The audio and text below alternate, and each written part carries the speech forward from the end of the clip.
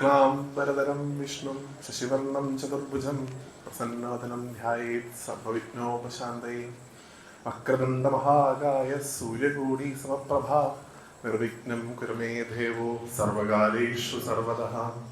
ശ്രീ ഗുരുവായൂരപ്പാ ശരണം, ശ്രീ ഗുരുവായൂരപ്പാ ശരണം, ശ്രീ ഗുരുവായൂരപ്പാ ശരണം. എല്ലാവർക്കും നമസ്കാരം. വളരെ ധന്യമായിട്ടുള്ള ഈ വേദിയിൽ ഇങ്ങനെ നാരായണത്തപ്പന്റെ മുമ്പിൽ ഗുരുവായൂരപ്പന്റെയും ശ്രീ മഹാഗണപതിയുടെയും കഥകളും ആ കഥകളൊക്കെ നമുക്ക് പറഞ്ഞു തന്ന ആചാര്യന്മാർ എന്തിനാണോ ആ കഥകളൊക്കെ നമുക്ക് പറഞ്ഞു തന്നത് അതിന്റെ തത്വാർത്ഥത്തെയും സ്വാംശീകരിച്ചുകൊണ്ട് മുന്നോട്ട് പോകാൻ വേണ്ടിയിട്ടാണ് ഇങ്ങനെ ഒരു ആധ്യാത്മിക സദസ്സ് ഇവിടെ ഇത്ര ബുദ്ധിമുട്ടി ഇതിന്റെ സംഘാടകർ വിളിച്ചു ചേർന്നിട്ടുള്ളത്. ഒരു ആധ്യാത്മിക സദസ്സ് ഉണ്ടാവുമ്പോൾ അതിലേക്കുള്ള ക്ഷണം പ്രത്യേകിച്ച് കിട്ടേണ്ടതായിട്ടില്ല. സാധാരണ രീതിയിൽ എനിക്ക് നമ്മുടെ അമ്മമാര് ലളിതാ സഹസ്രനാമം ചൊല്ലുന്നുണ്ട്. ദേവിയുടെ ആരാധനയിൽ പറയുന്ന 4 അരുതുകളുണ്ട്. ഈ 4 കാര്യങ്ങൾ ദേവിയെ ആരാധിക്കുന്ന ആളുകൾ ചെയ്യരുത് എന്നാണ്. 4 അരുതുകളെ കുറിച്ച് ദേവി ഭാഗവതം വ്യക്തമായി തന്നെ പറയുന്നു. ഒന്നാമത്തെ അരുത് എന്ന് പറയുന്നത് ഞാൻ പറഞ്ഞു തരുന്നത് കേട്ടോ, എന്നാലും പറയാന്നുള്ളത് എന്റെ ധർമ്മം. കുറച്ച് ആൾക്കാരെങ്കിലും കേൾക്കാത്ത ആൾക്കാരുണ്ട്, അവർ കൂടിയിട്ടാ പറയണേ. ഒന്ന് പകലരുത് എന്നാണ്. ദേവിയെ പൂജിക്കാനുള്ള ഏറ്റവും നല്ല സമയം രാത്രിയാണ്, പകലരുത് എന്ന് പറയും. രണ്ടാമത്തത് പശു അരുത് എന്നാണ്. പശു അരുതെന്ന് വെച്ച് കഴിഞ്ഞാല് പശുവിനെ കൊണ്ടുവന്നിട്ട് പൂജ കഴിപ്പിക്കുന്നതല്ല, പശുഭാവത്തിലുള്ള ആരാധന പാടില്ല ദേവിക്ക് എന്ന് പൊതുവിൽ പറയുന്നു. പശുഭാവം എന്ന് പറഞ്ഞു കഴിഞ്ഞാല് അയ്യോ പാവം, എല്ലാത്തിനോടും ഒരു എന്ത് വേണമെങ്കിലും ആയിക്കോട്ടെ, എത്ര മെക്കെട്ട് കയറിയാലും കുഴപ്പമില്ല, എന്ത് വേണമെങ്കിലും ചെയ്തോളൂ, ഒക്കെ സഹിക്കാൻ ശ്രമിക്കാൻ ഞങ്ങള് തയ്യാറാണ് എന്ന് പറയുന്ന ആ ഭാവം ദേവിയെ ആരാധിക്കുന്ന ആളുകൾക്ക് പറ്റില്ല. ദേവി ആരാധന ആർക്ക് പറഞ്ഞിട്ടുള്ളതാണ്? വീരാരാധനയാണ്. ദേവി വീരന്മാർക്ക് പറഞ്ഞിട്ടുള്ളതാണ് ദേവി ആരാധിക്കുക എന്നുള്ളത്. അപ്പൊ അതുകൊണ്ട് തന്നെ പകലരുത്, പശു അരുത് എന്ന് പറയും. മൂന്നാമത്തെ അരുത് പശി അരുത് എന്നാണ്. പശി എന്ന് പറഞ്ഞു കഴിഞ്ഞാല് വിശപ്പ് അല്ലേ, വിശന്നിരുന്നുകൊണ്ട് പൂജ കഴിക്കാൻ പാടില്ല എന്നാണ്. സാധാരണ രീതിയിൽ നമ്മൾ വീട്ടിലൊക്കെ പൂജിക്ക് കഴിയുമ്പോൾ നമ്മളൊക്കെ സാധാരണ പട്ടിണി കിടന്ന് പൂജിക്കും അല്ലെ. ഈ പൂജ കഴിഞ്ഞിട്ട് വേണം ഭക്ഷണം കഴിക്കാൻ എന്ന രീതിയിലാണ് നമ്മൾ പൂജിക്കുന്നത്. ചിലപ്പോ കുറച്ചൊന്നും സ്പീഡ് കൂട്ടും. സാധാരണ അങ്ങനെ ചെയ്യരുത് എന്നാണ്. ദേവി ആരാധിക്കുമ്പോട്ടെ ഞാൻ പൊതുവിൽ പറയുകയാണ്, ദേവിക്ക് കുറച്ച് റൂൾസ് ആൻഡ് റെഗുലേഷൻസ് ഉണ്ട്. ഗുരുവായൂരപ്പന്റെ പ്രശ്നമൊന്നുമില്ല, ഗുരുവായൂരപ്പൻ അഡ്ജസ്റ്റ് ചെയ്തു. ദേവിക്ക് പശിയരുത്, വിശന്നുകൊണ്ട് ഭക്തൻ പൂജിക്കരുത്. എന്തുകൊണ്ട് അങ്ങനെ പറയണേ? നമ്മളൊരു നൈവേദ്യ വസ്തു ഇവിടെ സമൂസ ഉണ്ടായിരുന്നു, അപ്പം ഉണ്ടായിരുന്നു അല്ലെ, എല്ലാം ഉണ്ടായിരുന്നു. അപ്പോ വിശന്നിട്ട് നമ്മൾ പൂജ കഴിക്കുമ്പോൾ നമുക്കത് കാണുമ്പോ ഇതൊന്ന് കഴിഞ്ഞാൽ അതൊന്ന് കഴിക്കായിരുന്നു എന്നുള്ളൊരു ചിന്ത വരും അല്ലെ. ആ ചിന്ത വന്നു കഴിഞ്ഞാൽ ആ നൈവേദ്യം അശുദ്ധായി എന്നാണ് സങ്കല്പം. നമുക്കറിയാം, നമ്മുടെ ഈശ്വരന്മാരൊന്നും നമ്മുടെ കുട്ടികളൊക്കെ ചിലപ്പോൾ നമ്മളോട് ചോദിക്കില്ലേ, നമുക്കതൊക്കെ ഈ പ്രഭാഷണത്തിൽ പറഞ്ഞു പോകേണ്ടതായിട്ടുണ്ട്. അമ്മേ, ഞാൻ ഇവിടെ ഒരു അപ്പം വെച്ചിട്ടുണ്ടല്ലോ, അപ്പം ഗുരുവായൂരപ്പൻ കഴിച്ചു എന്ന് പറയുന്നു, അല്ലെങ്കിൽ ഗണപതി ഭവൻ കഴിച്ചു എന്ന് പറയുന്നു. വീണ്ടും ഞാൻ നോക്കുമ്പോ അപ്പം അവിടെ തന്നെ ഉണ്ട്. എന്തുകൊണ്ടാ അവര് കഴിക്കാത്ത അല്ലെ? എന്തുകൊണ്ടാ? രസാംശം അല്ലെങ്കിൽ അതിന്റെ സൂക്ഷ്മാംശത്തിലാണ് നമ്മുടെ ദേവന്മാർ ദേവിമാരെല്ലാവരും തന്നെ നൈവേദ്യങ്ങൾ സ്വീകരിക്കുന്നത്. അപ്പൊ അതുകൊണ്ട് ആ നൈവേദ്യത്തിനകത്തുള്ള ആ അംശത്തെ ഭഗവാൻ സ്വീകരിച്ചു എന്നാണ്. അപ്പൊ നമ്മള് എന്ത് നല്ല പാൽപ്പായസം ഗുരുവായൂരപ്പന് നേദിക്കാൻ ഉണ്ടാക്കിയിരിക്കണമെന്ന് പറഞ്ഞു കഴിഞ്ഞാൽ എച്ചിലായി നടത്താം. അതുകൊണ്ട് വിശന്നിരുന്നുകൊണ്ട് പൂജ കഴിക്കരുത് എന്ന് പറയുന്നു. നാലാമതാണ് എനിക്കിപ്പോ ഇവിടെ ആരെങ്കിലൊക്കെ ഇത് കേട്ടുകൊണ്ട് നിൽക്കുന്നുണ്ടെങ്കിലും ആൽത്തറയിലൊക്കെയുള്ള ആൾക്കാരോട് പറയാനുള്ളത്, നാലാമത്തത് ഏറ്റവും പ്രധാനപ്പെട്ടതായിട്ടുള്ളത് പറയരുത് എന്നുള്ളതാണ്. എന്താ പറയരുത് എന്ന് പറഞ്ഞു കഴിഞ്ഞാൽ, ദേവിയെ ആരാധിക്കുന്ന കാര്യം അല്ലെങ്കിൽ ദേവിയെ ആരാധിക്കുന്ന പൂജകളിലേക്ക് ക്ഷണം കിട്ടിയിട്ട് വരാൻ വേണ്ടി വെയിറ്റ് ചെയ്യരുത്, അറിഞ്ഞു ചെന്നോളണം എന്നാണ്. ഒരിക്കലും ഇപ്പൊ നമ്മുടെ കുടുംബക്ഷേത്രത്തിലോ അല്ലെങ്കിൽ നാരായണ അമ്പലത്തിലോ അല്ലെങ്കിൽ ഇവിടെ ഒരു ആധ്യാത്മിക പ്രഭാഷണം നടക്കുന്നു, ഇപ്പൊ ശ്രീധരനാണെങ്കിൽ എല്ലാവരും പോയി പറയുന്നത് പ്രഭാഷണം ഉണ്ട്, വരണം. There is no need of that. അതിന്റെ ആവശ്യമേ ഇല്ല. ഇങ്ങനെ ഒരു കാര്യം ഇവിടെ ഉണ്ട് എന്നുണ്ടെങ്കിൽ അറിഞ്ഞു വന്നോളണം എന്നാണ് ശാസ്ത്രം പറയുന്നത്. പറയരുത്. നമ്മൾ നോട്ടീസ് അടിക്കും, നമ്മുടെ ധർമ്മം മാക്സിമം ആൾക്കാർ കാണട്ടെ കേൾക്കട്ടെ എന്നൊക്കെ നമ്മുടെ മനസ്സിന്റെ വിശാലത കൊണ്ട് നമ്മൾ ശ്രീധരനൊക്കെ ചെയ്യുന്നത് പോലെ ചെയ്യും. അപ്പോ ശരിക്കും പറയേണ്ട കാര്യമില്ല, പറയാതെ തന്നെ അറിഞ്ഞു വന്നോളണം എന്നാണ് ഞാൻ കരുതുന്നു. ശ്രീധേട്ടൻ ഔപചാരികതയിൽ അല്ലെങ്കിൽ ഗണേശോത്സവ സംഘാടക സമിതിയുടെ ആൾക്കാരൊക്കെ തന്നെ ഔപചാരികതയുടെ പേരിൽ നിങ്ങളോട് പറഞ്ഞിട്ടുണ്ടാവും. നിങ്ങളൊക്കെ തന്നെ പൂർണ്ണ മനസ്സോടു കൂടിയാണ് ഈ വേദിയിലേക്ക് എത്തിയത് എന്ന് ഞാൻ വളരെയധികം മനസ്സുഖത്തോടു കൂടി മനസ്സിലാക്കുന്നു. ഇവിടെ എത്തിയ നിങ്ങളെ എല്ലാവരെയും ഗുരുവായൂരപ്പന്റെ സ്വരൂപമായി കണ്ട് ഞാൻ നമസ്കരിക്കുന്നു. നിങ്ങളെ ഇങ്ങനെ കാണാൻ സാധിച്ചതിൽ എത്ര കണ്ട് ഞാൻ സന്തോഷം അനുഭവിക്കുന്നുണ്ട് എന്നുള്ളത് പറഞ്ഞറിയിക്കാൻ സാധിക്കുന്നില്ല. ഒന്നാമത് ഇന്ന് അത്തം ആണ് അല്ലെ, നത്തല്ലേ? തൃപ്പൂണിത്തുറ വലിയ ദൂരമില്ല ഇവിടുന്ന്, തൃക്കാക്കര വലിയ ദൂരമില്ല ഇവിടുന്ന്. എന്നെ ഗുരുവായൂരപ്പൻ ഇവിടെ വിളിച്ച ദിവസം, ഗുരുവായൂരപ്പൻ ഇവിടെ അത്തച്ചമയൊക്കെ കാണാവുന്ന ദിവസമാണ് എന്ന് ഞാൻ പ്രതീക്ഷിക്കുന്നു. രാവിലെ ഭഗവാൻപുറത്തെ ഘോഷയാത്രയൊക്കെ കണ്ടിട്ടായിരിക്കും ഗുരുവായൂരിൽ പോയിട്ടുണ്ടാവുക എന്ന് കരുതുന്നു. അപ്പൊ അങ്ങനെയുള്ള ഈ മഹത്തായ ദിവസത്തിൽ നാളെ അതിനും വലിയൊരു ആഘോഷം വരാൻ പോകുന്നു.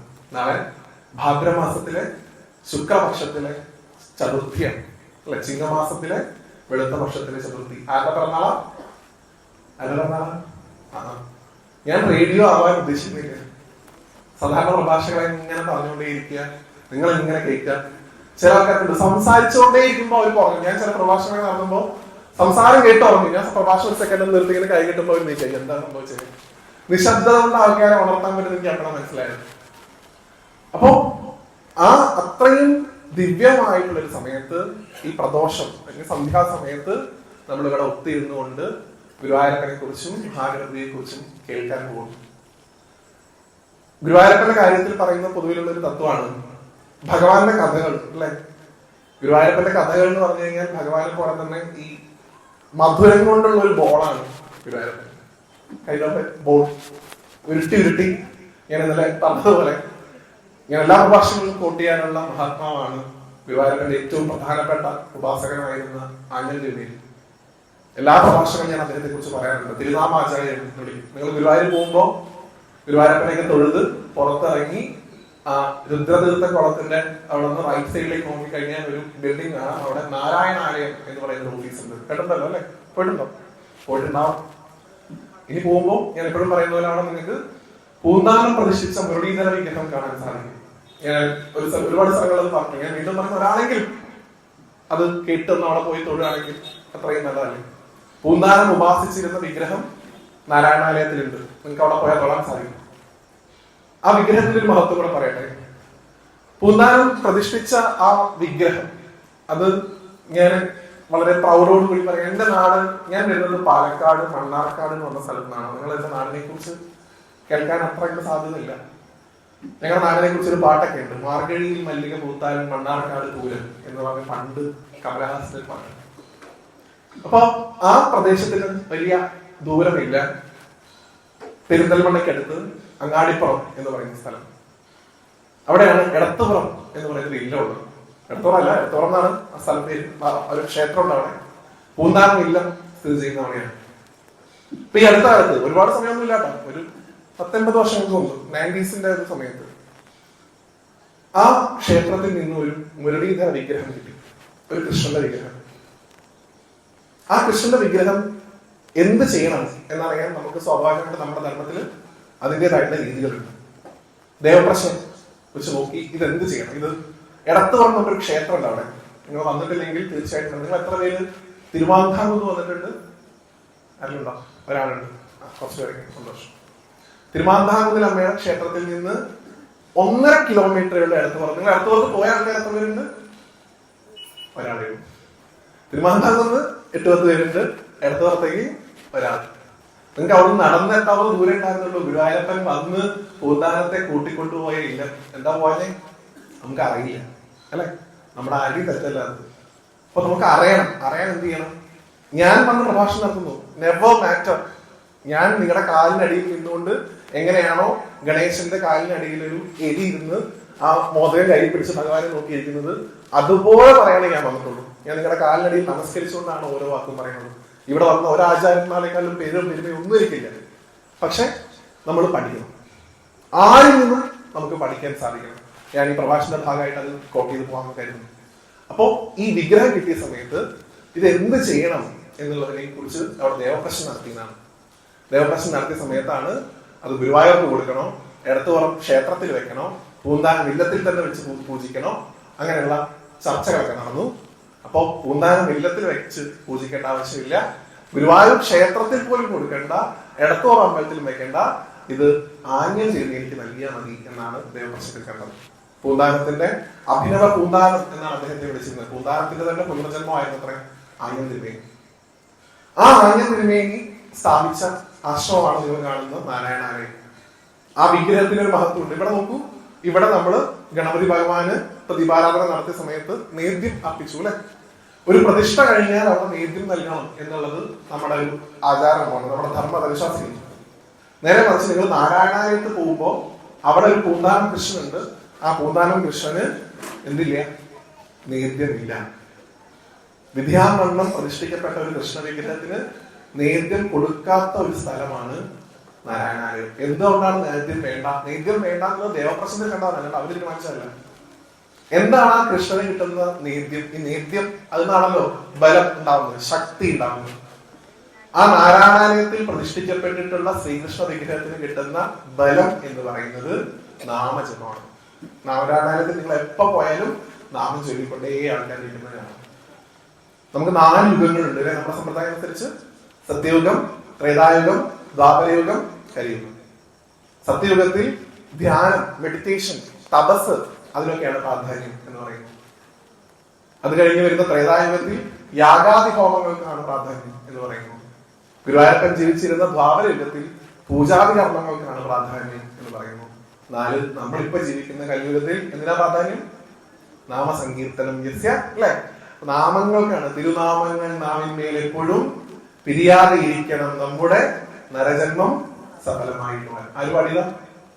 പൂന്താനം.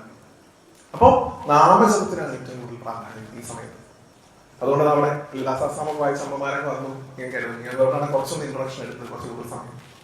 നമുക്ക് നമ്മുടെ വിഷയത്തിലേക്ക് പോവാം. അതിന് മുമ്പായിട്ട് 5 മിനിറ്റോളം നിങ്ങളുടെ സമയം എടുക്കാം. വളരെയധികം ചാരിതാർത്ഥ്യത്തോടുകൂടിയാണ് ഞാൻ ഈ ഒരു വേദിയിരിക്കുന്നത്. ഞാൻ ഇന്നലെ ഗണേശോത്സവവുമായി ബന്ധപ്പെട്ട് ഇന്നലെ എനിക്ക് പാലക്കാട് കുഴൽമന്നം എന്ന് പറയുന്ന ഭാഗത്തുള്ള അഴകൊത്ത മഹാദേവ ക്ഷേത്രം എന്ന് പറയുന്ന അമ്പലത്തിലായിരുന്നു പരിപാടി. ഇന്ന് ഞാനിവിടെ നാരായണത്തപ്പന്റെ മുമ്പിൽ ഇരുന്ന് നിങ്ങളോട് സംസാരിക്കുന്നു. നാളെ നിങ്ങൾ എത്ര പേര് കേട്ടിട്ടുണ്ടെന്ന് എനിക്കറിയില്ല. വായില്ലാകുന്നിലപ്പൻ കേട്ടിട്ടുണ്ടോ നിങ്ങൾ? വായില്ലാകുന്ന ക്ഷേത്രം, അവിടെയാണ് നാളെ എനിക്ക് പ്രോഗ്രാം.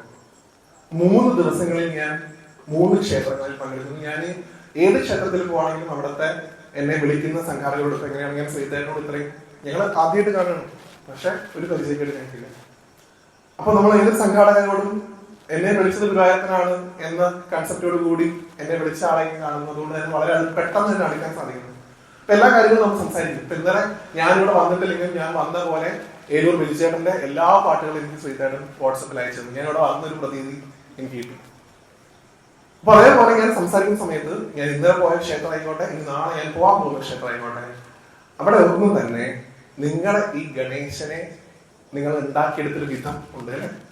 ഇവിടെ തന്നെ അതിന് വേണ്ട മെറ്റീരിയൽസ് എടുത്ത് പരമാവധി പ്ലാസ്റ്റർ ഓഫ് പാരീസ് ഒക്കെ കുറച്ച് എങ്ങനെയാണോ പരമാവധി പ്രകൃതിയോട് ചേർന്ന് നിൽക്കാൻ സാധിക്കുന്നത് അതുപോലെ ഒരു ഗണേശനെ നിർമ്മിച്ചെടുത്ത നിങ്ങളെ എല്ലാവരെയും ഗുരുവായൂരപ്പൻ മനസ്സ് നിറങ്ങി അനുഗ്രഹിക്കട്ടെ എന്ന് ആദ്യം തന്നെ ഞാൻ നിങ്ങൾ എല്ലാവരെയും എത്ര കണ്ട് പ്രശംസിച്ചാലും മതിയാവില്ല എന്ന് പറഞ്ഞുകൊണ്ട് തുടങ്ങാനാണ് ആഗ്രഹിക്കുന്നത്.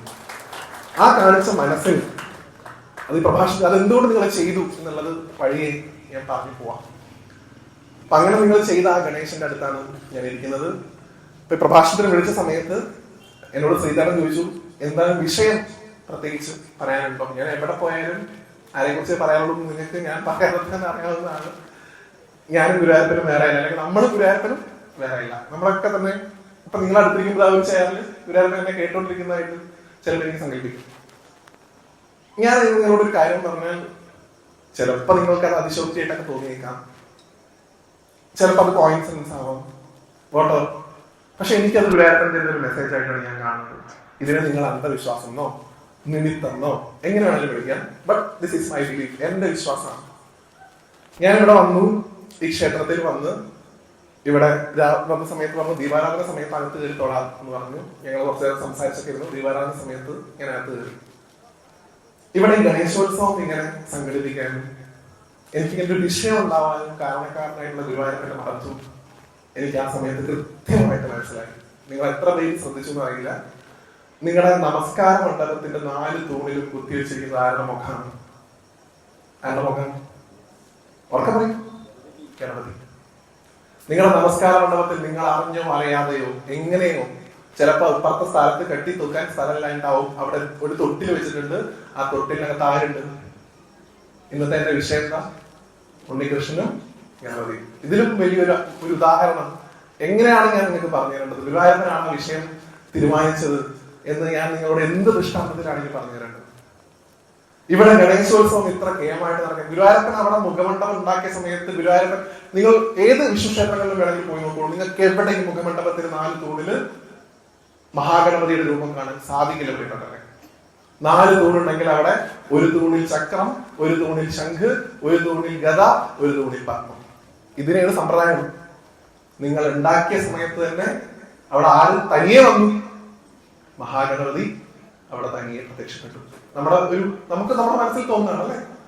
ഞാൻ കയറിയ സമയത്ത് നിങ്ങൾക്ക് ഇപ്പുറത്തെ ഭാഗത്ത് കുറെ തൊട്ടിലുണ്ട്. ആ തൊട്ടിൽ വെക്കാൻ സ്ഥലമില്ലാത്തതുകൊണ്ട് വലിയൊരു തൊട്ടിൽ മുഖമണ്ഡപത്തിൽ വെച്ചു. അവിടെ ഉണ്ണികൃഷ്ണന്റെ പ്രതിമ അതിനകത്ത് കാത്തിരിക്കുകയും ചെയ്തു. അപ്പൊ ഉണ്ണികൃഷ്ണൻ, ഉണ്ണി ഗണപതി എന്ന് പറയുന്ന എന്റെ സബ്ജക്ട് എനിക്ക് ആര് തന്നതാണ്? ഈ നാരായണത്തപ്പൻ തന്നതായിട്ട് ഞാൻ കണക്കാക്കുന്നു. ആ തന്ന ഗുരുവായൂരപ്പനെ സാഷ്ടാംഗം നമസ്കരിക്കുന്നു.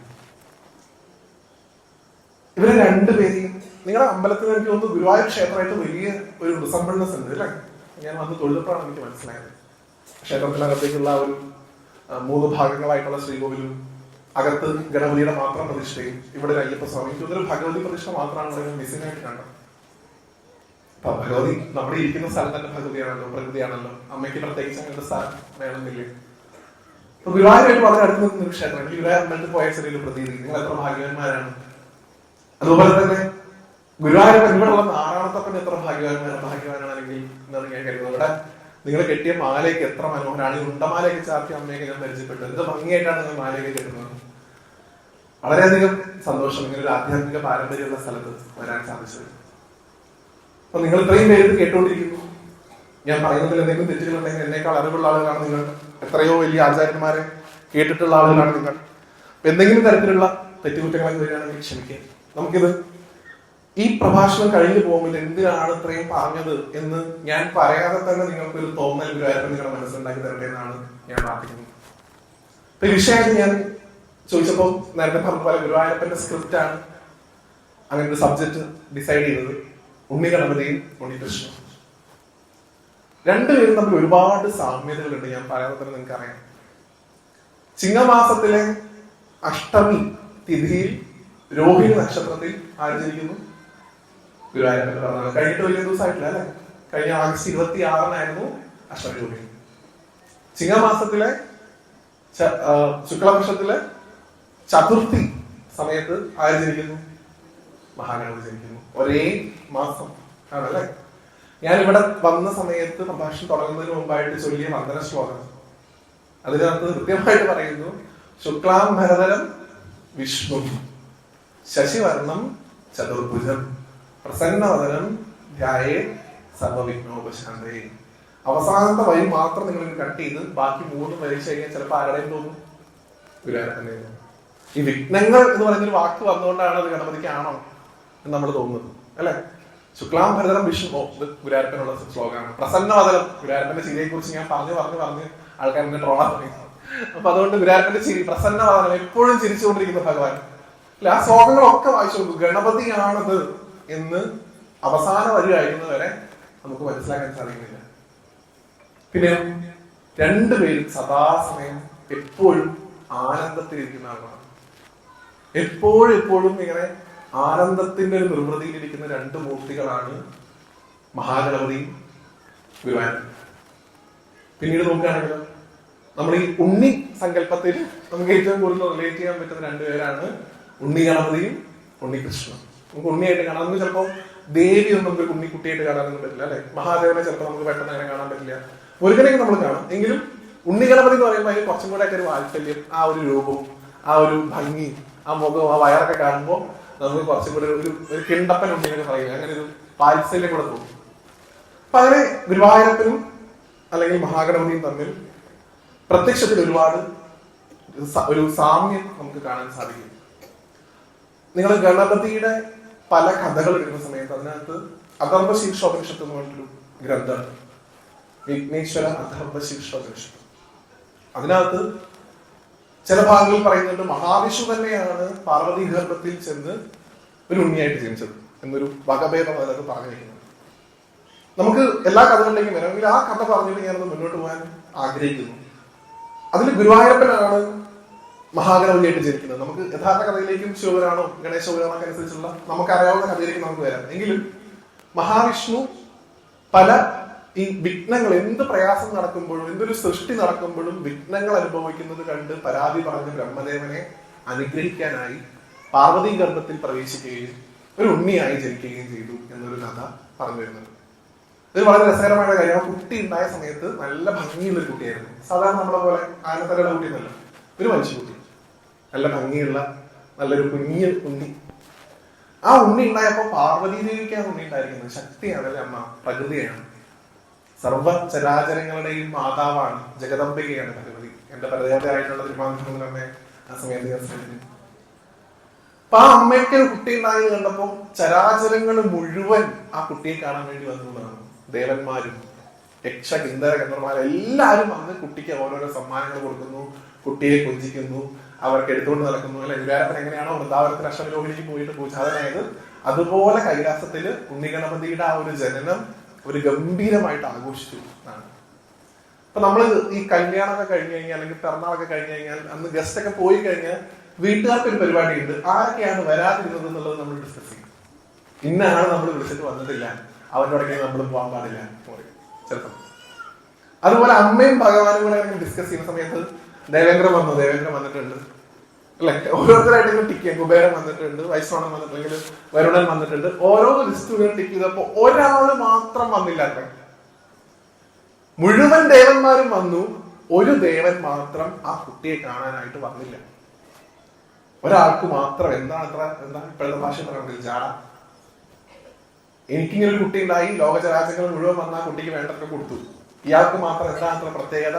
അമ്മയ്ക്ക് തോന്നി. അമ്മയാണല്ലോ അല്ലെ, അമ്മയ്ക്ക് ഗണപതിയുടെ കാര്യത്തിൽ, ഞാൻ അതിലേക്ക് വരാം, ഗണപതിയുടെ കാര്യത്തിൽ അമ്മ വളരെയധികം ഇമോഷണൽ ആണ്, വളരെയധികം കണക്റ്റഡ് ആണ്. ഒരു അമ്മ എങ്ങനെയാണ് ഒരു കുട്ടിയെ ഇത്ര കണ്ട് സ്നേഹിക്കാൻ നമുക്ക് തോന്നിപ്പോകും പല സമയത്ത്. അപ്പൊ അമ്മയ്ക്ക് ഇയാൾ മാത്രം എന്താണ് വരാത്തത്? അയാളുടെ അടുത്തേക്ക് ദൂതനെ വിട്ടു അമ്മ. തന്റെ വിജയ എന്ന് പറയുന്ന തോഴിയെ അമ്മ പറഞ്ഞയച്ചു. ഉടനെ വന്ന് കുട്ടിയെ കാണണം. അമ്മയ്ക്ക് വലിയ ദേഷ്യം വന്നിട്ടുണ്ട്. ആ വന്ന് കുട്ടിയെ കാണാം. അപ്പൊ അയാൾ പറഞ്ഞു, വന്ന ആള് ചോദിച്ചാലോ, ഞാൻ വരുന്നത് അത്ര ശരിയല്ല, ഞാൻ വന്നു കഴിഞ്ഞാൽ പല പ്രശ്നങ്ങളും ഉണ്ട്, അതുകൊണ്ടാണ് ഞാൻ വരാത്തത്. അതൊന്നും പറഞ്ഞാൽ പറ്റില്ല, എന്തായാലും വന്നേ പറ്റൂ എന്നാണ് അമ്മയുടെ ഓർമ്മ. അപ്പൊ ഭഗവതിയാണ്, പരാശക്തിയാണ്. ആ ഭഗവതിയുടെ ഒരു ആജ്ഞയെ ധിക്കരിക്കാനുള്ള ശക്തി അദ്ദേഹത്തിന് പോലും ഇല്ല. അദ്ദേഹം വന്നു, ആ കുട്ടിയുടെ അടുത്തേക്ക് നിന്നു, ആ കുട്ടിയെ ഒന്ന് നോക്കി. ഓൺ ദ സ്പോട്ട് ആ കുട്ടിയുടെ തല ആ സ്ഥലത്ത് നിന്ന് ചിന്ന ഭിന്നമായിട്ട് തെറിച്ചു പോയി എന്നാണ് പറയുന്നത്. അപ്പൊ വന്ന ആളെ നിങ്ങൾക്ക് അറിയാം, ആരാ? ശനീശ്വരൻ. ഇവിടെ ഉണ്ട് അല്ലെ, ശനി. ആ കുട്ടിക്ക് ഞാൻ കാരണം ഒരു പ്രയാസം ഉണ്ടാവരുത് എന്ന് കരുതിയിട്ടാണ് ഭഗവാൻ വരാതിരുന്നത്. ഞാൻ നോക്കിയിട്ട് ആ കുട്ടിക്ക്, നിങ്ങളോടും എനിക്ക് അഭ്യർത്ഥിക്കാനുള്ള, നമ്മുടെ സംസ്കാരം അനുസരിച്ച് നമ്മൾ കീഴ്വഴക്കങ്ങൾ അനുസരിച്ച് ശനിയെ ഒരിക്കലും ഭഗവാനെ എന്നെ അനുഗ്രഹിക്കണമെന്ന് പ്രാർത്ഥിക്കാൻ പാടില്ല എന്നാണ് പറയുന്നത്. പ്രയാസങ്ങളൊക്കെ മാറ്റി തരണേ എന്ന് പറയാൻ പാടില്ല ശനിയോട്. ഇവിടെ പോയിട്ട് നിങ്ങൾ പ്രാർത്ഥിക്കുമ്പോൾ ഇത്രയും കാലം പറഞ്ഞിട്ടുണ്ടെങ്കിൽ നല്ലത്, ഇനി മാറ്റി പറയാം. ഭഗവാനെ ഇനി അങ്ങേ കൊണ്ടുള്ള എന്തെങ്കിലും തരത്തിലുള്ള പ്രശ്നങ്ങൾ. ശനീശ്വരൻ നിങ്ങൾ ഇങ്ങനെ വിചാരിക്കുന്ന പോലെ ഭയങ്കര ക്രൂരനായിട്ടുള്ള ഈശ്വരൻ എന്നല്ല, വളരെയധികം പാവമാണ് ഈശ്വരൻ. ഈ നവഗ്രഹങ്ങളിൽ ഈശ്വര പദവി കിട്ടിയിട്ടുള്ള ഒരേ ഒരാളാണ്. അതുകൊണ്ടാണ് ഭഗവാൻ സ്വയം ഞാൻ കാരണം ഒരാളും കഷ്ടപ്പെടരുത് എന്ന് വിചാരിച്ചാണ് ഭഗവാൻ ഇങ്ങനെ മാറി മാറി നിൽക്കുന്നത് എപ്പോഴും. പക്ഷെ നമ്മൾ ഭഗവാനെ പിടിച്ച് വലിച്ചിങ്ങോട്ട് കൊണ്ടുവരും. എങ്ങനെ? നമ്മുടെ കർമ്മഫലങ്ങളാണ് ശനിക്കാലത്ത് നമ്മൾ അനുഭവിക്കുന്നത്. ഉദാഹരണം പറഞ്ഞതുപോലെ താൻ നിരന്തരം ചെയ്യുന്ന കർമ്മങ്ങൾ താൻ അനുഭവിച്ചിരിക്കുന്ന വരും. എന്നാലോ ശനി തിരിച്ചു പോകുന്ന സമയത്ത്, ഈ ശനിദശ കഴിഞ്ഞ് തിരിച്ചു പോകുന്ന സമയത്ത് എന്തൊക്കെ അനുഗ്രഹങ്ങൾ തരാൻ സാധിക്കുമോ അതൊക്കെ തന്നിട്ട് ശനീശ്വരൻ തിരിച്ചു പോകും. അത്ര നല്ലൊരു ദേവനാണ് ശനീശ്വരൻ. അപ്പൊ നിങ്ങൾ ഒരിക്കലും പേടിക്കേണ്ട ആവശ്യമില്ല. രണ്ടാമത് ആചാര്യന്മാരൊക്കെ പറയും, ഒരിക്കലും ശനിയെ നമസ്കരിക്കരുത്, കിടന്ന് സാഷ്ടാംഗം നമസ്കരിക്കരുത്. കാരണം എന്റെ ദൃഷ്ടി പറ്റി ആർക്കും പ്രയാസം ഉണ്ടാവരുത് എന്ന് വിചാരിച്ച് പാവം താഴത്തേക്ക് നോക്കിയിട്ട് അങ്ങനെ നടക്കും. നേരെ നോക്കില്ല, താഴത്തോട്ട് നോക്കി നടക്കുന്ന ഒരു ദേവനാണ് ശനി. ആ ശനി നിങ്ങൾ താഴെ പോയി നമസ്കരിക്കുമ്പോൾ ശനിയുടെ ദൃഷ്ടി നിങ്ങളിലേക്ക് വരികയും ശനിയുടെ ബാധ നിങ്ങൾക്ക് ഉണ്ടാവുകയും പറ്റും എന്ന് പറയുന്നു. മഹാഗണപതിയുടെ അല്ലെങ്കിൽ ആ ഉണ്ണിയായിട്ടുള്ള നരവിനായകന്റെ തല ശനിയുടെ ദൃഷ്ടി പറ്റി തെറിച്ചുപോയി എന്നാണ് പറയുന്നത്. പിന്നീട് നിങ്ങൾക്ക് അറിയാവുന്ന പോലെ തന്നെ ഒരു ആനത്തല അവിടെ പ്രതിഷ്ഠിക്കപ്പെടുകയും ചെയ്യും. അപ്പൊ അങ്ങനെ ഗുരുവായൂരപ്പനാണ് ഗജമുഖനായിട്ടുള്ള ഗണപതിയായിട്ട് മാറിയത് എന്നൊരു കഥ പറയുന്നത്. രണ്ടാമതോ, നമ്മളിപ്പോ ഇങ്ങനെ കാണുന്ന ഈ ഗണേശന്റെ ഈ ഒരു രൂപത്തിന് പുറകിലും ഭഗവാന്റെ കൈകൾ പ്രവർത്തിച്ചിട്ടുണ്ട്. നിങ്ങൾക്കറിയാം, ആ കഥ സ്മരിക്കാതെ മുന്നോട്ട് പോകാൻ സാധിക്കില്ല. കാരണം ഞാനിപ്പോ ഇവിടെ ഇരിക്കുന്നത് ഗണേശോത്സവത്തിന്റെ രീതിയിലാണ്. ഗണേശോത്സവത്തിന് വലിയൊരു ഒരു പാരമ്പര്യമുണ്ട്. അത് വെറുതെ തുടങ്ങിയ ഒരു കൂട്ടായ്മയല്ല. അതിന് പുറകില് ബാലഗംഗാധര തിലകനെയൊക്കെ പോലെയുള്ള വലിയ മഹാത്മാന്മാരുടെ വലിയ കാഴ്ചപ്പാടുകളുണ്ട്. ഇപ്പൊ ഗണേശോത്സവത്തിന്റെ തത്വത്തിലേക്ക് കൂടെ നമുക്ക് ഈ പ്രഭാഷണം കൊണ്ടുപോകേണ്ടതായിട്ടുണ്ട്. അപ്പൊ അതിന് എനിക്ക് ഈ കഥ പറയാതെ മുന്നോട്ട് പോകാൻ സാധിക്കില്ല. നിങ്ങൾക്ക് അറിയാവുന്ന കഥയാണെങ്കിലും അതിൽ ചില പോയിന്റ്സ് നമുക്ക് ഇങ്ങനെ കളക്ട് ചെയ്ത് പോകാം. അമ്മ കൈലാസത്തിലേക്ക് എത്തുന്ന സമയത്ത് ശ്രീപാർവതി എപ്പോഴും 2 തോഴിമാർ അമ്മയുടെ കൂടെ ഉണ്ടായിരുന്നു. ഒരാളുടെ പേര് ഞാൻ നേരത്തെ പറഞ്ഞു, വിജയ എന്നാണ്, ഒരാളുടെ പേര് ജയ എന്നാണ്. അപ്പൊ ഈ ആദ്യകാലത്തെ ഈ വിവാഹ ജീവിതത്തിന്റെ ആദ്യത്തെ ദിവസങ്ങളൊക്കെ ഭയങ്കര രസമാണ്. ഭഗവാൻ ഇടയ്ക്കിടയ്ക്ക് ഔട്ടിങ്ങിന് കൊണ്ടുപോകും, പുറത്തു പോകും. ഒന്ന് മഹാവിഷ്ണുവിന്റെ വീട്ട് വരെ പോയിട്ട് വരാം, അല്ലെങ്കിൽ ഒന്ന് ഇന്ദ്രന്റെ വീട് വരെ പോയിട്ട് വരാം എന്നൊക്കെ പറഞ്ഞ് അമ്മയും കൂട്ടി ഇങ്ങനെ പുറത്തൊക്കെ പോകും. അമ്മയ്ക്ക് അപ്പൊ സമയത്തൊക്കെ ഭയങ്കര രസമായിരുന്നു. കുറെ കഴിഞ്ഞപ്പോ ഇനിയിപ്പോ പോകാൻ പറ്റിയ സ്ഥലമൊന്നുമില്ല. എല്ലാ ദിവസവും കൈലാസത്തിൽ ഇങ്ങനെ ഇരിക്കുക. ഇനി ഇവിടെ ഇരിക്കുകയാണെങ്കിലും ആകെ സംസാരിക്കാൻ ഇവിടെ ഒരാൾ മാത്രമേ ഉള്ളൂ, ആരാണ്? ഭാര്യ. മൂപ്പർക്കാണെങ്കിൽ കുറച്ച് കല്യാണം കഴിഞ്ഞപ്പോ ഭഗവാൻ ഓവർ റൊമാൻറ്റിക് ആയി എന്ന് പറയുന്നത് കേട്ടിട്ടുണ്ട്. നിങ്ങളെന്നെ മറ്റേ ഈ സ്റ്റോറിയിലൊക്കെ കേട്ടിട്ടുണ്ടാവില്ലേ, വൈരാഗിയായിരുന്ന എന്നെ ഒരു ഗൃഹസ്ഥനാക്കി മാറ്റിയത് അവളാണ്. അപ്പൊ ഭഗവാൻ കുറച്ചുകൂടെ റൊമാൻറ്റിക് ആയി, എപ്പോഴും അമ്മയുടെ കൂടെ ഇങ്ങനെ വന്നിരിക്കുക. അത്ര അപ്പൊ അമ്മയ്ക്ക് തോന്നി സത്യം ഭർത്താവൊക്കെയാണ്, എത്ര ചിട്ട ഇങ്ങയുടെ മുഖം തന്നെ കണ്ടോണ്ടിരിക്കുന്നത്. മൂപ്പർക്കാണെങ്കിൽ ഒരു നേരവും കാലവും ഒന്നുമില്ല, എല്ലാ സമയത്തും ഞാൻ ഇങ്ങനെ അടുത്ത് വേണം. ഇപ്പൊ ഇപ്പോഴത്തെ സ്ത്രീകളൊക്കെ പറയില്ല, മീ ടൈം, എനിക്ക് മാത്രമായിട്ടൊരു സമയം, ഒന്ന് ആചരിക്കാനോ, ഒന്ന് പുസ്തകം വായിക്കാനോ, ഒന്ന് എന്തെങ്കിലും സ്വയം ഒന്ന് ആത്മവിചാരം ചെയ്യാനോ ഒക്കെ ഒരു സമയം അമ്മയ്ക്ക് കിട്ടുന്നില്ല. എപ്പോഴും ഭഗവാൻ വരിക. ചില സമയത്ത് കുളിക്കാൻ പോകുമ്പോൾ അവിടെ വന്നിട്ട് തൃശ്ശൂലം കുത്തിച്ച് അവിടെ നിന്നിരിക്കും. എന്ത് വിശ്വസിച്ചാണ് ഞാനിവിടെ നിൽക്കുക? അപ്പൊ ചില സമയത്ത് അമ്മ പറയും, ഞാൻ ജയ, ഞാൻ ഇവിടെ കുറെ ശിവഭൂതങ്ങൾ ഉണ്ടല്ലോ, അവന്മാരെ കുറച്ചെണ്ണത്തിനെ പിടിച്ച് പാറാവ് നിർത്തി. മൂപ്പരുടെ ബോസാണ് ഈ വരുന്നത്. ബോസ് വരുമ്പോ അവരൊക്കെ ഇങ്ങനെ മാറിക്കൊടുക്കും. ഭഗവാൻ എന്റെ അടുത്ത് വരും, കൊളക്കടവിൽ വരും, ആ പാർവതി കുളിച്ചോളൂ എന്ന് പറഞ്ഞ ഭഗവാൻ ഇരിക്കും. എങ്ങനെ ഞാൻ കുളിക്കുക? എനിക്കൊരു ഒരു സ്ഥലത്തേക്ക് പോകാനുള്ള ഒരു പ്രൈവസി എനിക്ക് കിട്ടുന്നില്ല ഇവിടെ.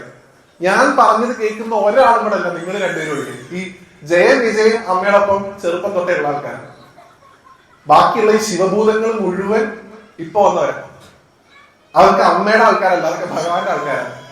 അപ്പൊ അതുകൊണ്ട് തന്നെ ആ ഭഗവാന്റെ വാക്കുകൾ മാത്രം കേൾക്കുന്ന ശിവഭൂതങ്ങളുള്ള സ്ഥലത്ത് എനിക്ക് ഒറ്റയ്ക്ക് ഇരിക്കാൻ തീരെ സമയം കിട്ടുന്നില്ല. എന്താണ് ഒരു പ്രതിവിധി എന്ന് ചോദിക്കണം. അപ്പൊ ജയനാണ് അമ്മയോട് പറയുന്നത്, നീ ഒരു കാര്യം ചെയ്യും, നീ പറയുന്നത് കേൾക്കാൻ വേണ്ടി മാത്രം ഒരു മകനെ സൃഷ്ടിക്കണം. അവന്റെ അൾട്ടിമേറ്റ് എന്താ പറയാ പോയിന്റ് ഓഫ് കോണ്ടാക്ട്, കമാൻഡന്റ് നീ ആയിരിക്കണം. നീ പറയുന്നത് മാത്രമേ അവൻ കേൾക്കാൻ പാടുള്ളൂ, വേറെ ആര് പറയുന്നതും കേൾക്കരുത്. അങ്ങനെ ഒരു മകനെ നിനക്ക് സൃഷ്ടിച്ചുകൂടെ എന്ന് പാർവതി ദേവിയോട് ജയ ചോദിക്കുന്നു. അപ്പോ അമ്മയ്ക്കും തോന്നി അത് നല്ലൊരു ഉപായമാണ്. ഒരാൾ അങ്ങനെ ഉണ്ടെങ്കിൽ, എനിക്ക് മാത്രമായിട്ട് ഒരാളുണ്ടെങ്കിൽ. കാരണം മഹാദേവൻ പോലും എനിക്ക് മാത്രമല്ല, ഭഗവാൻ ലോകത്തിന്റെ മുഴുവനാണ്, അല്ലെ? ഗുരുവായൂരപ്പനും മഹാദേവനൊക്കെ എന്ന് പറഞ്ഞു കഴിഞ്ഞാൽ പാർവതി ദേവിക്കും ലക്ഷ്മി ദേവിക്കും പോലും പറയാൻ പറ്റില്ല ഇത് എന്റെയാണെന്ന് പറയുന്നത്. കാരണം അവരൊക്കെ തന്നെ ലോകത്തിന്റെ മുഴുവനുമാണ്, ഗുരുവായൂരപ്പനും മഹാദേവനും എല്ലാം. അമ്മയ്ക്ക് തോന്നി എനിക്ക് മാത്രമായിട്ടൊരു ഉണ്ണി വേണം, എനിക്ക് മാത്രമായിട്ട് ഒരാൾ വേണം. ഒരു കാര്യം ചെയ്യാം, ഭർത്താവിനോട് ചോദിക്കാതെ ചെയ്യുന്നത് ശരിയല്ലല്ലോ. അമ്മ കുളിച്ചിട്ടുണ്ടായിരുന്നില്ല അത്രേ. കുളിച്ചിട്ട് ഭഗവാനോട് പോയി ചോദിച്ച് അങ്ങനെ ഒരു ഉണ്ണി നമുക്ക് ധ്യാനത്തിലൂടെ സൃഷ്ടിക്കാൻ വിചാരിച്ചു. അപ്പൊ അമ്മ കുളിക്കാൻ പോയി. അല്ലെങ്കിൽ അമ്മയ്ക്ക് പ്രൈവസി ഭയങ്കര കൺസേൺ ആണ്, ഒറ്റയ്ക്ക് കുളിക്കണമെന്ന് വലിയ നിർബന്ധമുള്ള ആളാണ്. എപ്പോഴും ചെയ്യാനുള്ള പോലെ 2 ശിവഭൂതങ്ങളെ കാവൽ നിർത്തി പ്രത്യേകിച്ച് പറഞ്ഞു, മഹാദേവൻ വന്നാലും കടത്തി വിടരുത് കേട്ടോ. ഓ ശരി. അവര് 2 വടിയൊക്കെ പിടിച്ച് അമ്മ കുളിക്കണേന്റെ ആ ഒരു കൊളക്കടവിന്റെ മുമ്പിൽ നിന്നു. കുറച്ച് കഴിയുമ്പോൾ ഭഗവാന് റൊമാൻസ് വന്നു. ഭഗവാൻ തൃശ്ശൂലൊക്കെ എടുത്ത് അമ്മ കുളിക്കണേന്റെ അവിടേക്ക് വന്നു. ശിവഭൂതങ്ങൾ എങ്ങനെ നോക്കി 2 ഭാഗത്തേക്ക് അവരിങ്ങനെ മാറി നിന്നു. അമ്മ കുളിക്കണേന്റെ അവിടേക്ക് വീണ്ടും ഭഗവാൻ. അതോടെ അമ്മ ഉറപ്പിച്ചു, ഇനി ചോദ്യവും പറച്ചതൊന്നുമില്ല, എനിക്ക് മാത്രമായിട്ടൊരു ഉണ്ണി വേണം. ഇനി ചോദിക്കാനും സമയമല്ല, ഒന്നിനും സമയമല്ല, എനിക്കൊരു ഉണ്ണി വേണം എന്ന് കരുതി 2 വകഭേദങ്ങൾ പറയുന്നു. ഒന്ന്, അമ്മയുടെ ശരീരത്തിൽ ഉണ്ടായിരുന്ന കുങ്കുമം ഉപയോഗിച്ചുകൊണ്ട് ഒരു ഉണ്ണിയെ നിർമ്മിച്ചു പറയും. 2, അമ്മയുടെ ശരീരത്തിൽ ഉണ്ടായിരുന്ന മണ്ണ്, കളിമണ്ണിന്റെ അംശങ്ങളൊക്കെ അമ്മയുടെ എന്തുകൊണ്ട് അങ്ങനെ പറയുന്നത്, ഞാൻ അമ്മയുടെ ദേഹത്ത് മണ്ണുണ്ടായിരുന്നു പറയല്ല. അമ്മ ആരാ? അമ്മ പ്രകൃതിയാണ്, അല്ലെ? അമ്മ പ്രകൃതിയാണ്. നമ്മൾ അതിന്റെ സൂക്ഷ്മാംശം എടുക്കണം. അമ്മയുടെ ദേഹത്തെ മണ്ണുകൊണ്ട് ഉണ്ടാക്കി എന്ന് പറഞ്ഞു കഴിഞ്ഞാൽ പാർവതി അല്ലെങ്കിൽ ഉമ, നമ്മൾ ഈ ലളിതാ സഹസ്രനാമത്തിൽ വിളിക്കുന്ന ലളിതാ പരമേശ്വരി എന്ന് പറയുന്ന ആ ദേവത ആരാ? പ്രകൃതിയാണ്. പഞ്ചഭൂതങ്ങൾ നിർമ്മിതമായിട്ടുള്ള ആ പ്രകൃതിയുടെ ഒരു അംശം തന്നെയാണ് അമ്മ. അമ്മയുടെ ദേഹത്ത് മണ്ണുണ്ട്. ആ മണ്ണ് ഉപയോഗിച്ച് അമ്മ ഒരു കുട്ടിയെ ഉണ്ടാക്കി. നല്ല സുന്ദരനായിട്ടുള്ള ഒരു കുട്ടി, നല്ലൊരു, നേരത്തെ പറഞ്ഞ പോലെ നല്ല ബലമൊക്കെ ഉള്ള, ഇത്തിരി വയറൊക്കെ ഉള്ള ഒരു അടിപൊളി കുട്ടി. എന്നിട്ട് പറഞ്ഞു തരാൻ ആ കുട്ടി ജനിച്ച ഉടനെ അമ്മയെ നമസ്കരിച്ചു. അമ്മയുടെ കാലിൽ കടന്നുകൊണ്ട് പറഞ്ഞു, അമ്മ ഞാൻ എന്താണ് ചെയ്യേണ്ടത്, ഞാൻ ആരാണ് എന്ന് ചോദിച്ചു. ഓൺ ദ സ്പോട്ട് അമ്മയ്ക്ക് ഒരു സംശയം ഉണ്ടായിരുന്നില്ല പറയാൻ. അമ്മ പറഞ്ഞത്രേ, മോനെ നീ എന്റെ മാത്രം മോനാണ്. അങ്ങനെ പറയാൻ പറ്റൂല അമ്മയ്ക്ക്, നമുക്കറിയാം. നീ എന്റെ മാത്രം മോനാണ് അമ്മയ്ക്ക് പറയാൻ പറ്റും. കാരണം അമ്മയുടെ മാത്രം ചൈതന്യത്തിൽ നിന്നുണ്ടായിട്ടുള്ള ഒരു മൂർത്തിയാണ് ഭഗവാൻ. 2 മക്കളാണ്, അല്ലെ? കുറെ പേരുടെ കാര്യങ്ങൾ പറയും, വിഷമായും കാളിയൊക്കെ പറയുമെങ്കിൽ പോലും 2 മക്കളാണ് പ്രധാനമായിട്ട്, കാർത്തികേയനും ഗണപതി. മൂത്തയാള് ജ്യേഷ്ഠരാജൻ എന്നാണ് ഭഗവാനെ വിളിക്കേണ്ടത് ചെയ്യുക, ഗണപതി. ഇപ്പൊ മൂത്തയാള് ഗണപതി, അമ്മയുടെ മാത്രം കുട്ടി, അല്ലെ? അമ്മയുടെ ചൈതന്യത്തിൽ നിന്ന് മാത്രം ഉണ്ടായിട്ടുള്ള ചൈതന്യം. രണ്ടാമത്തെ ആളോ കാർത്തികേയൻ, ഭഗവാന്റെ ചൈതന്യത്തിൽ നിന്ന് മാത്രം ഉണ്ടായിട്ടുള്ള ആള്. ഭഗവാന്റെ തേജസ് 6 സ്ഫുലിംഗങ്ങളായിട്ട് മാറുന്നതും താമരപ്പൊയ്കയിൽ പോയി വീഴുന്നതും അവർ വളർത്തുന്നതൊക്കെ ആയിട്ടുള്ള കഥ നിങ്ങൾക്ക് അറിയാം, കാർത്തികേയൻ. അപ്പോ മുരുകൻ ആരുടെ പ്രതീകം? ഭഗവാന്റെ പ്രതീകമാണ്. മഹാഗണപതി ആരുടെ പ്രതീകം? അമ്മയുടെ പ്രതീകം. അമ്മയുടെ കുട്ടിയാണ്. ഒരാള് അച്ഛന്റെ കുട്ടി, അങ്ങനെ നമ്മൾ പറയാം ഇപ്പോഴത്തെ കാലഘട്ടം. അപ്പൊ അമ്മയ്ക്ക് മാത്രം ഉണ്ടായിട്ടില്ല. അപ്പൊ അമ്മ ആരാ? അമ്മ ശക്തിയാണ്. ശിവൻ ആത്മാവാണ്, പുരുഷനാണ്. അമ്മ പ്രകൃതിയാണ്, ശിവൻ പുരുഷനാണ്. അപ്പൊ ഗണപതിക്ക് എന്തിന്റെ സ്വഭാവം കൂടുതലുള്ളത്? അമ്മയുടെ സ്വഭാവം മുഴുവൻ. അപ്പൊ അമ്മ പ്രകൃതിയുമാണ്, അമ്മ അമ്മയുമാണ്. ക്ഷമ കൂടുതലാ ഭഗവാൻ, ക്ഷമിക്കാൻ സാധിക്കും. ദേഷ്യമൊക്കെ ഉണ്ട്, എന്നാലും ക്ഷമ കൂടുതലാണ്. എന്നാൽ മുരുകന്റെ കാര്യം അച്ഛന്റെ തനി പകർപ്പാണ്. ഒന്ന് പറഞ്ഞ് രണ്ടാമത്തേന് ദേഷ്യം. അതുകൊണ്ട് ഭഗവാനെ ആരാധിക്കുമ്പോൾ ഭയങ്കര ശ്രദ്ധിക്കേണ്ടതാണ്. ഗണപതി ഭഗവാൻ ഇപ്പൊ നിങ്ങൾ 2 ഉണ്ണിയപ്പം കുറച്ച് വെച്ചാലും നോ ഇഷ്യൂസ്. പക്ഷെ മുരുകന്റെ കാര്യം അങ്ങനെയല്ല. മുരുകൻ വളരെ കൺസേൺ ആണ്. ഞാൻ ഇതൊക്കെ തമാശയായിട്ട് പറഞ്ഞു പോകുന്നുണ്ടെങ്കിലും ഈ ഓരോ മൂർത്തികളെയും നമ്മൾ ഉപാസിക്കുമ്പോൾ അത്ര കണ്ട് നമ്മൾ വിജിലന്റ് ആവണം, അത്ര കണ്ട് ശ്രദ്ധിക്കണം എന്നാണ് ഞാൻ നിങ്ങളോട് പറഞ്ഞത്. അപ്പൊ അമ്മയുടെ കുട്ടിയാണ് നീ, എനിക്ക് വേണ്ടി മാത്രം ജനിച്ചിട്ടുള്ളവനാണ് മോനെ, എന്നെ സംരക്ഷിക്കുക എന്നുള്ളതാണ് നിന്റെ ധർമ്മം, ഞാൻ പറയുന്നത് കേൾക്കുക എന്നുള്ളതാണ് നിന്റെ ധർമ്മം. സത്യം. അതിനാണ് നിന്നെ ഞാൻ ജനിപ്പിച്ചിട്ടുള്ളത്. അപ്പൊ ചോദിച്ചു, ഞാൻ എന്താണ് ചെയ്യേണ്ട അമ്മേ? മോനെ, എനിക്ക് ഇവിടെ ഒറ്റയ്ക്ക് ഇരിക്കാൻ പറ്റുന്നില്ല, എനിക്ക് എപ്പോഴും ഒരു കാവലായിട്ട് നീ ഉണ്ടാവും. അതുകൊണ്ട് ഞാനിപ്പോ കുളിക്കാൻ പോവാണ്. ഇത്രയും നാൾ ഞാൻ കുളിക്കാൻ പോയപ്പോഴൊന്നും എനിക്ക് സമാധാനമായിട്ട് കുളിക്കാൻ പറ്റിയിട്ടില്ല. ഇന്ന് എനിക്ക് നന്നായിട്ടൊന്ന് കുളിക്കണം. ഒരു മനുഷ്യൻ വന്നാലും, സാക്ഷാൽ മഹാദേവൻ എന്ന് വന്നാലും ഇതിനകത്തേക്ക് കടത്തി വിടും. എന്റെ ആജ്ഞയാണ്, എന്റെ ആജ്ഞയില്ലാതെ ഒരാളും ഇതിനകത്ത് കടത്തരുത് എന്ന് പറഞ്ഞ ആ കുട്ടിയെ അമ്മയുടെ ആ ഒരു കുളിപ്പുരയുടെ മുമ്പിൽ അങ്ങോട്ട് നിയമിച്ചു. കയ്യിലൊരു ദണ്ടും കൊടുത്തു, ഒരു വടി. അപ്പൊ ഗണപതിക്ക് വടി കിട്ടിയ സന്തോഷത്തിൽ, അല്ലെ, ഒരു ഡ്യൂട്ടി കിട്ടി. എന്തിനാണ് ജനിച്ചതെന്ന് അറിഞ്ഞു, ആർക്കാണ് റിപ്പോർട്ട് ചെയ്യേണ്ടതെന്ന് അറിഞ്ഞു, ഹാപ്പി ആയി. ഇനി അമ്മ പറയുന്നതാണ് ജീവിതം, അമ്മയാണ് ജീവിതം എന്ന് നമുക്ക് കാണിച്ചു തന്നൊരു മൂർത്തിയാണ് ഭഗവാൻ. അമ്മയ്ക്ക് വേണ്ടിയാവണം ജീവിതം എന്ന് നമുക്ക് കാണിച്ചു തന്ന മൂർത്തിയാണ് ഭഗവാൻ. ഞാൻ ഈ പറയുന്ന വാക്ക് നിങ്ങൾ നിങ്ങളുടെ മനസ്സിൽ എഴുതി വെക്കണം. ഞാൻ നിങ്ങളോട് അവസാനിച്ചു. ഇപ്പൊ ഇങ്ങനെ പോട്ടെ, കഥ പറഞ്ഞു പറഞ്ഞു. അപ്പൊ അമ്മയ്ക്ക് വേണ്ടി ജീവിക്കുന്ന ഒരു മകൻ അങ്ങനെ കാവൽ നിൽക്കുന്നു. ആസ് യൂഷ്വൽ പാർവതി കുളിക്കാൻ പോയി എന്ന് മനസ്സിലായി. ഭഗവാൻ സമയമായി, റൊമാൻസിന്റെ സമയമായി. ഭഗവാൻ വീണ്ടും അങ്ങോട്ട് വരുന്നു. ഓൺ ദ സ്പോട്ട് അവിടെ ഇതുവരെ കാണാത്തൊരു ഐറ്റത്തിനെ കൈലാസത്തിൽ ഇങ്ങനെ കണ്ടു. ഇത്രയും നാളായിട്ട് ഞാൻ ഇവിടെ നടന്നിട്ട് ഇങ്ങനെ ഒരാള് ഇവിടെ പോകുന്നത് കണ്ടിട്ടില്ല. ജാലപ്പം എന്ത് പറഞ്ഞു? കുട്ടിയല്ലേ ഭഗവാൻ, ചെറിയ കുട്ടികളെയൊന്നും ഭഗവാൻ മൈൻഡ് ചെയ്യാൻ പോലും. ഭഗവാൻ മഹാദേവൻ എന്ന് പറഞ്ഞ ആരാ നിനക്കറിയാം. അപ്പൊ ചോദിച്ചു, താൻ ആരാണ്, തന്നെ ഇവിടെ നിന്ന് കണ്ടിട്ടില്ലല്ലോ ചോദിച്ചു ഗണപതിയോട്. തിരിച്ച് ഭഗവാൻ ചോദിച്ചാൽ, നിങ്ങൾ ആരാണ്, ഞാൻ നിങ്ങളെ ഇതുവരെ ഇവിടെ കണ്ടിട്ടില്ലല്ലോ. ഇങ്ങനെ ഒരു സാധനം ഇവിടെ വന്ന് നിൽക്കുന്നത് ഭഗവാൻ തീരെ പ്രതീക്ഷിച്ചിട്ടില്ല. കുട്ടിയായിക്കൊണ്ട് ഭഗവാൻ ദേഷ്യപ്പെടാൻ പോലും പറ്റുന്നില്ല. പറഞ്ഞത്, ഞാൻ എന്റെ വീട്ടിലേക്കാണ് കയറി പോകുന്നത്, എനിക്ക് വഴി തരണം എന്ന് പറഞ്ഞു. എന്റെ അമ്മ പറയാതെ ആര് വന്ന് പറഞ്ഞാലും ഞാൻ കടത്തിവിടില്ല. ശിവനാണ്.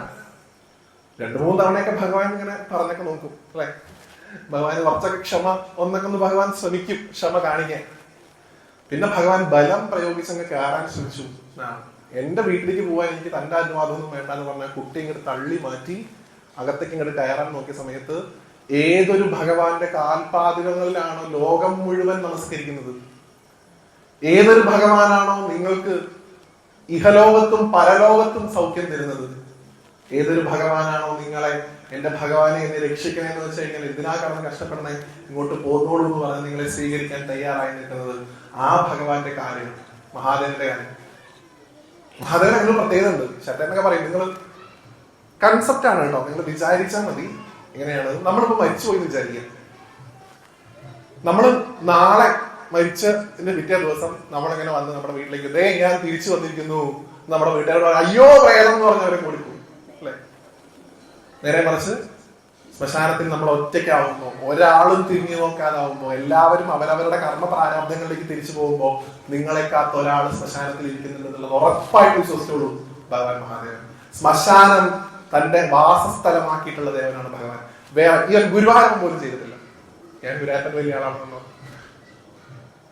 ആത്മാക്കളെ സംരക്ഷിക്കാനായിട്ടുണ്ടായ ഒരു ഭഗവാൻ. ഏതൊരു ആത്മാവിനെയും നീ എന്റെ ചൈതന്യമാണ് അല്ലെ. ഇപ്പൊ പുറത്ത് ചിലപ്പോ ഒരുപാട് ആത്മാക്കൾ നിൽക്കുന്നുണ്ടാവും, നിങ്ങൾ കരുതാം കൺസെപ്റ്റാണ്, നിങ്ങൾ പേടിക്കൊന്നും വേണ്ട. ഒരു ക്ഷേത്രത്തിലേക്ക് നമുക്ക് പ്രവേശനമില്ല മരിച്ചു കഴിഞ്ഞാൽ. ഒരു ക്ഷേത്രത്തിലും പോയി നമുക്ക് ഒന്നും കിട്ടില്ല. ഒരാളുടെ ക്ഷേത്രം ഒഴികെ ശിവക്ഷേത്രം. ഒരു ശിവക്ഷേത്രത്തിനകത്തേക്ക് ഒരു ആത്മാവിന് പ്രവേശിക്കാം. ഭഗവാന്റെ അഹാബീസിന്റെ ഒരു ഭാവം ഭഗവാൻ നിങ്ങൾക്കായി തരുന്ന സങ്കല്പം. അതാണ് ഭഗവാന്റെ കാര്യം, അതാണ് ശിവന്റെ മഹാത്മ്യം. ലോകം മുഴുവൻ ഒഴുകിയെത്തുന്ന സ്ഥലം കാശി, വാരണാസി, നമ്മുടെ പ്രധാനമന്ത്രിയുടെ മണ്ഡലം. എപ്പോഴും ചിത ഇങ്ങനെ കത്തിച്ചുകൊണ്ടേയിരിക്കുന്നു അല്ലെ. എപ്പോഴും അവിടുത്തെ ഘാട്ടുകളിൽ ശ്മശാനം പോലെ ഇങ്ങനെ ചിത ഇങ്ങനെ എരിഞ്ഞുകൊണ്ടേയിരിക്കുന്നു. രാവിലെ എന്നില്ല, രാത്രി എന്നില്ല. പക്ഷെ നോക്കൂ, ലോകം മുഴുവൻ അവിടേക്ക് ഒഴുകിയെത്തുന്നു. അത് കാണാൻ വേണ്ടിയിട്ട്. അതാണ് ആ ഭഗവാന്റെ ചൈതന്യം. ആ ഭഗവാൻ വസിക്കുന്ന സ്ഥലം, കാശിനാഥനായിട്ട് ഭഗവാൻ ഇരിക്കുന്ന സ്ഥലം.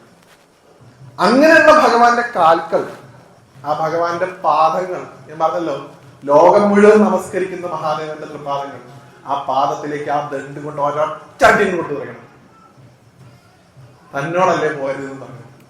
ബഹുമാനമൊക്കെ പോയി, കുട്ടിയാണ്. ഇത് ആരാധന അറിയാം, ശിവനാണോ മഹാദേവനാണോ ഒരു വിവരവും ഇല്ല. അമ്മ പറഞ്ഞത് കേൾക്കാനുണ്ടായ മകൻ. അട്ടി കിട്ടിയതോടുകൂടി ഭഗവാന്റെ ആ ക്ഷമയൊക്കെ പോയി. എന്തെങ്കിലും ഞാൻ ഇവിടെ നിന്ന് കഴിഞ്ഞാൽ ചെയ്ത് കളയുമെന്ന് ഭഗവാന് തോന്നിയതുകൊണ്ട് ഭഗവാൻ അവിടെ തിരിച്ചു പോയി. ശിവനാണല്ലോ, ക്ഷമയ്ക്കൊരു പരിധി. തിരിച്ചുപോയി ഉടനെ ഭൂതഗണങ്ങളെ വിളിച്ചു. ഏതോ ഒരുത്തൻ എന്റെ സ്വന്തം വീട്ടിൽ കയറാൻ സമ്മതിക്കുന്നില്ല. മര്യാദയ്ക്ക് അവനോട് അവിടുന്ന് പോകാൻ പറയണം, അല്ലെങ്കിൽ നിങ്ങളെ പോയിട്ട് അവനെ പിടിച്ച് പുറത്തേക്കളാം. എനിക്ക് അവനെ കാണണ്ട. ഞാൻ ഇനി പോകുമ്പോ അവനവിടെ ഉണ്ടാവാൻ പാടില്ല. ശിവഭൂതങ്ങളോട് ഭഗവാൻ കൽപ്പിക്കുന്നു. ഇപ്പൊ നന്ദി, ഭൃങ്കി അല്ലെ, അങ്ങനെ മണികർമ്മ, അങ്ങനെ കുറെ ഭൂതഗണങ്ങളുണ്ട് ഭഗവാൻ. അപ്പൊ ഇവരെല്ലാരും കൂടെ ചേർന്ന് ഈ പാർവതിയുടെ ആറാട്ടുപുരയാണ് അങ്ങോട്ട് പോകുന്നത്. അപ്പൊ ഒരു കുട്ടി ഒരു വട്ടിയൊക്കെ കുത്തിപ്പിടിച്ച് ഒരു ദ്വാരപാലകന്റെ പോലെ അവിടെ അങ്ങനെ നിൽക്കുന്നുണ്ട്. ചോദിച്ചു, അല്ലയോ ദ്വാരപാലക, നീ ആരാണ്? അപ്പൊ തിരിച്ച് ഭഗവാൻ മറുപടി പറയുകയില്ല. ഗണപതി അങ്ങനെ ഒരു പ്രത്യേകത. അല്ലയോ, പല വിചിത്ര രൂപങ്ങളിലുള്ള ആൾക്കാരാണ് ഈ ശിവഭൂതങ്ങൾ എന്ന് പറഞ്ഞത്. നിങ്ങൾക്ക് അറിയാലോ, ചിലർക്ക് കണ്ണുണ്ടാവില്ല, ചിലർക്ക് 2 കൈന് പകരം 4 കൈ ഉണ്ടാവും, ചിലർക്ക് കാലുണ്ടാവില്ല, ചിലരുടെ തല വയറ്റത്തായിരിക്കും. അങ്ങനെ വിചിത്ര രൂപികളാണ് ശിവന്റെ ഭൂതഗണങ്ങൾ മുഴുവൻ. ആത്മാക്കളും ഭൂതപ്രേതങ്ങളൊക്കെ ഭഗവാന്റെ ഭൂതഗണങ്ങളാണല്ലോ. അപ്പൊ ഗണപതി ഇവരെ പരിഹസിയോട് ചോദിച്ചത്, അല്ലയോ സുന്ദരന്മാരെ, നിങ്ങൾ ആരാണ്? അപ്പൊ നന്ദി മൃങ്കിയൊക്കെ ആദ്യമായിട്ടാണ് ഒരാള് തന്നെ സുന്ദരാന്ന് വിളിക്കുന്നത് കേൾക്കണം. അപ്പൊ കുറച്ചൊരു അലിവ് തോന്നി ഇത്ര കുട്ടിയോട്. മോനെ നീ ആരാ? ഞങ്ങള് ശിവന്റെ ഭൂതഗണങ്ങളാണ് എന്ന് പറഞ്ഞ് ഇൻട്രൊഡ്യൂസ് ചെയ്തു നന്ദികേശ്വര സ്വാമി. അപ്പൊ ഒരു മറുപടി ഉണ്ടായില്ല, ഒരു സംശയമില്ല. ഭഗവാൻ മറുപടി പറയാം. അമ്മ ഓൺ ദ സ്പോട്ടാ മറുപടി, ഞാൻ ശിവയുടെ ഗണമാണ്. നിങ്ങൾ ശിവന്റെ ഗണമാണെങ്കിൽ ഞാൻ ശിവയുടെ ഗണമാണ്. ഇത്ര ഉള്ളൂ, ഇത്ര. ഞങ്ങളുടെ സ്വാമിക്ക് അകത്ത് കയറണം, നീ ദയവായി അവിടെ നിന്ന് മാറി നിൽക്കൂ എന്ന് അപേക്ഷിച്ചു ആദ്യം. ഉടനെ മറുപടി വന്നു, എന്റെ സ്വാമി എന്റെ അമ്മയാണ്. എന്റെ അമ്മ പറയുന്നതല്ലാതെ ഞാൻ ഒരാൾക്കും വഴി കൊടുക്കില്ല. അതെന്റെ കർത്തവ്യമാണ്. ദയവായി നിങ്ങൾ തിരിച്ചു പോകണം. ഇങ്ങോട്ട് മര്യാദയാണെങ്കിൽ അങ്ങോട്ട് മര്യാദ. അതാണ് ഭഗവാന്റെ ലീല. അതല്ല ശിവൻ കാണിച്ച പോലെ ബലം പ്രയോഗിച്ച് കയറാനാണ് നിങ്ങളുടെ ഉദ്ദേശമെങ്കിൽ ഈ വട്ടി എന്റെ ഇപ്പോൾ തന്നെ ഉണ്ട്. ഓർമ്മിച്ചു തുടങ്ങണം. നന്ദികേശ്വര സ്വാമി ഇത് കേട്ട് ഭഗവാനെയാണ് ഇൻസൾട്ട് ചെയ്യുന്നത്, ശിവനെയാണ് അപമാനിക്കുന്നത്. നിങ്ങളുടെ സ്വാമിക്കിട്ട് ഇപ്പൊ ഞാൻ രണ്ടെണ്ണം പൊട്ടിച്ചിട്ടേ ഉള്ളൂ എന്നുള്ളൊരു ലൈനിലാണ് ഗണപതി ഭഗവാൻ നിൽക്കുന്നത്. തന്റെ സ്വന്തം സ്വാമിയെ വേദനിപ്പിച്ച അവനെ ഇനി ഇവിടെ നിർത്തേണ്ടതില്ലാന്ന് തീരുമാനിച്ച നന്ദികേശ്വര സ്വാമി കാളയാണല്ലോ അല്ലെ, അങ്ങോട്ട് അങ്ങോട്ട് പാഞ്ഞുത്ര ഗണപതി ഭഗവാന്റെ അടുത്തേക്ക് ഇങ്ങനെ കുത്തി മറച്ചിടണം എന്നുള്ള ഒരു ഉദ്ദേശത്തോടു കൂടി ഭഗവാൻ ആ രണ്ട് കാലും പിടിച്ച്, എങ്ങനെയാണോ കംസൻ പണ്ട് കുട്ടികളെ ചെയ്യുന്നത് അതേപോലെ തലയ്ക്ക് ചുറ്റും രണ്ട് കറക്കം കറങ്ങി നന്ദീനെ പിടിച്ചിട്ട് ഒറ്റ ഇറങ്ങി എവിടെയോ പോയി വീണു നന്ദി. തന്റെ സേനാനായകനെ ആക്രമിക്കുന്നത് കേട്ട് ഭൂതഗണങ്ങളൊക്കെ പാടെ ഭഗവാന്റെ അടുത്തേക്ക് യുദ്ധത്തിന് വന്നു. എല്ലാവരെയും നിഷ്പ്രയാസം ഭഗവാൻ കീഴടക്കും. ഇതൊക്കെ കണ്ടുകൊണ്ട്, ഈ യുദ്ധം മൊത്തം കണ്ടുകൊണ്ട് രണ്ടുപേര് അമ്മയുടെ ഈ കുളിക്കടവിന് അടുത്ത് ഇങ്ങനെ നോക്കിക്കൊണ്ട് നിന്നിട്ടുണ്ടായിരുന്നെങ്കിൽ ജയ വിജയ് ഓടി ചെന്നു പാർവതിരത്തേക്ക് പറഞ്ഞു നിന്റെ മകനുണ്ടല്ലോ അവൻ മിടുക്കനാണ്. പിന്നെ ഇവരിങ്ങനെ ഊറി ഊറി ചിരിക്കാത്ര. അപ്പൊ അമ്മ ചോദിച്ചു എന്ത് പറ്റി, എന്താ നിങ്ങൾ ഇങ്ങനെ ചിരിക്കണേ, എന്താണ്ടാ എന്നോട് പറയും, എനിക്ക് കേൾക്കാൻ ഭയങ്കര ആകാംക്ഷ ഉണ്ട്. അപ്പൊ വിജയ എന്ന് പറയും മൂപ്പർക്കും കിട്ടിയിട്ടുണ്ട് രണ്ടെണ്ണം ഭർത്താവിന്. അമ്മയ്ക്ക് പാവം തോന്നി, സ്വന്തം ഭർത്താവിന് അടി കിട്ടി എന്ന് പറഞ്ഞ ഏത് ഭാഗ്യം സന്തോഷിക്കും. ഞാൻ അവനോട് അങ്ങനെയൊന്നും ചെയ്യാൻ പറഞ്ഞിട്ടില്ലല്ലോ, എന്നാലും ഞാൻ പറയുന്നത് എന്റെ കുട്ടി കേൾക്കുന്നുണ്ടല്ലോ, ഞാൻ എന്റെ മകനെ ഓർത്ത് അഭിമാനിക്കുന്നു എന്ന് അമ്മ പറയും. ഈ വാചകവും ഞാൻ നിങ്ങളോട് പറയുന്നു, നിങ്ങളുടെ മനസ്സിൽ എഴുതിയിടുക, ഞാൻ നിങ്ങളെ ഓർത്ത് അഭിമാനിക്കുന്നു എന്ന് അമ്മ നമ്മളെ കുറിച്ച് പറയണം. ഏതമ്മ എന്നുള്ളത് ഞാൻ അവസാനം പറയും. അങ്ങനെ അമ്മയ്ക്ക് സന്തോഷമായി, എന്റെ മോൻ ഞാൻ പറയുന്നത് കേൾക്കുന്നുണ്ട്, എനിക്ക് വളരെ സന്തോഷമായി, നമുക്ക് സമാധാനമായിട്ട് ഇവിടെ നമ്മുടെ നീരാട്ട് തുടരാം എന്നമ്മ പറഞ്ഞ് നമ്മുടെ അമ്മയുടെ കൂടിയൊക്കെ അവിടെ നടക്കുന്നു. ഇത് കേട്ട് തിരിച്ച് വീണ്ടും ഈ ഭൂതഗണങ്ങളൊക്കെ അടി കൊണ്ട പാടെ കേട്ട് ഭഗവാന്റെ കാലിൽ പോയി പിടിച്ചു വന്നു, ഭഗവാനെ ഞങ്ങളെ കൊണ്ട് കൂട്ടിയെ കൂടുന്നില്ല, അങ്ങനെ എന്തെങ്കിലും ചെയ്യണം. ഭഗവാന് മനസ്സിലായി ശക്തി കൊണ്ട് ഇവനെ പരാജയപ്പെടുത്താൻ സാധിക്കില്ല, കാരണം അവൻ ആരുടെ പുത്രനാണ്. ഭഗവാൻ ഇങ്ങനെ മനസ്സിലാ കുട്ടിയുടെ മുഖം ഇങ്ങനെ ആലോചിച്ചപ്പോ എവിടേക്കോ പാർവതിയുടെ ഒരു ഛായ, ഗൗരിയുടെ ഒരു മുഖത്തിന്റെ ഒരു തേജസ്, അമ്മയുടെ ആ ഒരു ചന്ദ്രക്കലയുടെ പോലത്തെ ഒരു പൊട്ട് ഒക്കെ ഇങ്ങനെ കാണുമ്പോ അമ്മയുടെ മകനാണ് എന്ന് മനസ്സിലായി. അപ്പൊ ശക്തി കൊണ്ട് പരാജയപ്പെടുത്താൻ സാധിക്കില്ല, കാരണം ശക്തിയുടെ മകനാണ്. എന്ത് ചെയ്യാൻ സാധിക്കൂ, ഉപദേശിച്ച് നന്നാക്കാം എന്ന് വിചാരിച്ച് ബ്രഹ്മദേവനെ വരുത്തി. ബ്രഹ്മദേവനാവുമ്പോ യുദ്ധമൊന്നും അറിയില്ലെങ്കിൽ മൂപ്പർക്ക് ഉപദേശിക്കാൻ മോട്ടിവേഷൻ മൂപ്പർക്ക് പണ്ടേ വലിയ പ്രയാസം ഉണ്ടായിരുന്നു. ഉടനെ തന്നെ ബ്രഹ്മദേവനെ വിളിച്ച് ഭഗവാൻ പറഞ്ഞു, ആ കുട്ടിയെ പോയിട്ടൊന്ന് ഉപദേശിക്കൂ, ഇത് എന്റെ നാടാണ് കൈലാസം, ഞാൻ ആണ് ഇവിടെ താമസിക്കുന്നത്, എന്റെ വീട്ടിൽ കയറാൻ എനിക്ക് അവസ്ഥ ഇല്ലാന്നുണ്ടെങ്കിൽ പിന്നെ ഞാൻ ഇവിടെ ശിവനാണ്, സംഹാരം പൂർത്തിയാണെന്നൊക്കെ പറഞ്ഞിട്ട് എന്തെങ്കിലും കാര്യമുണ്ടോ, അതുകൊണ്ട് ആ കുട്ടിയെ ഉപദേശിച്ച് അയാളെ അവിടെ നിന്ന് മാറ്റൂ. ബ്രഹ്മദേവൻ ഒരു അഹങ്കാരം ഉണ്ടായിരുന്നതാണ്, ഈ കുട്ടിക്കൊക്കെ പോയിട്ട് ഞാൻ ഉപദേശിക്കും. പണ്ട് ഈ പൂന്താനം സന്താനഗോപാലം പാന എഴുതിയിട്ട് മേൽപ്പത്തൂരിന്റെ അടുത്ത് കൊടുത്തല്ലോ അല്ലെ, മേൽപ്പത്തൂരിന്റെ അടുത്ത് പോയിട്ട് പൂന്താനം പറഞ്ഞു ഞാൻ എഴുതിയൊരു ഗ്രന്ഥമാണ്, ഒന്ന് നോക്കി ഇതിന്റെ അർത്ഥം ഒന്ന് പറഞ്ഞു തരണം. ആരോടാ പറയണേ, മേൽപ്പത്തൂരിനോട്. മേൽപ്പത്തൂർ എന്ന് പറഞ്ഞാൽ അഗ്രേ പശ്യാമി തേജോ എന്ന് പറഞ്ഞു ഭഗവാന്റെ ആ ഒരു നീല രൂപം, ആ ഉണ്ണിക്കണ്ണനായിട്ട് ആ ദിവ്യ കൈശോര വേഷത്തിൽ ഗുരുവായൂരപ്പൻ ആ ശ്രീകോവിലിൽ നിന്ന് ഇങ്ങനെ കളിക്കുന്നത് നേരിട്ട് കണ്ടിട്ടുള്ള മേൽപ്പത്തൂർ.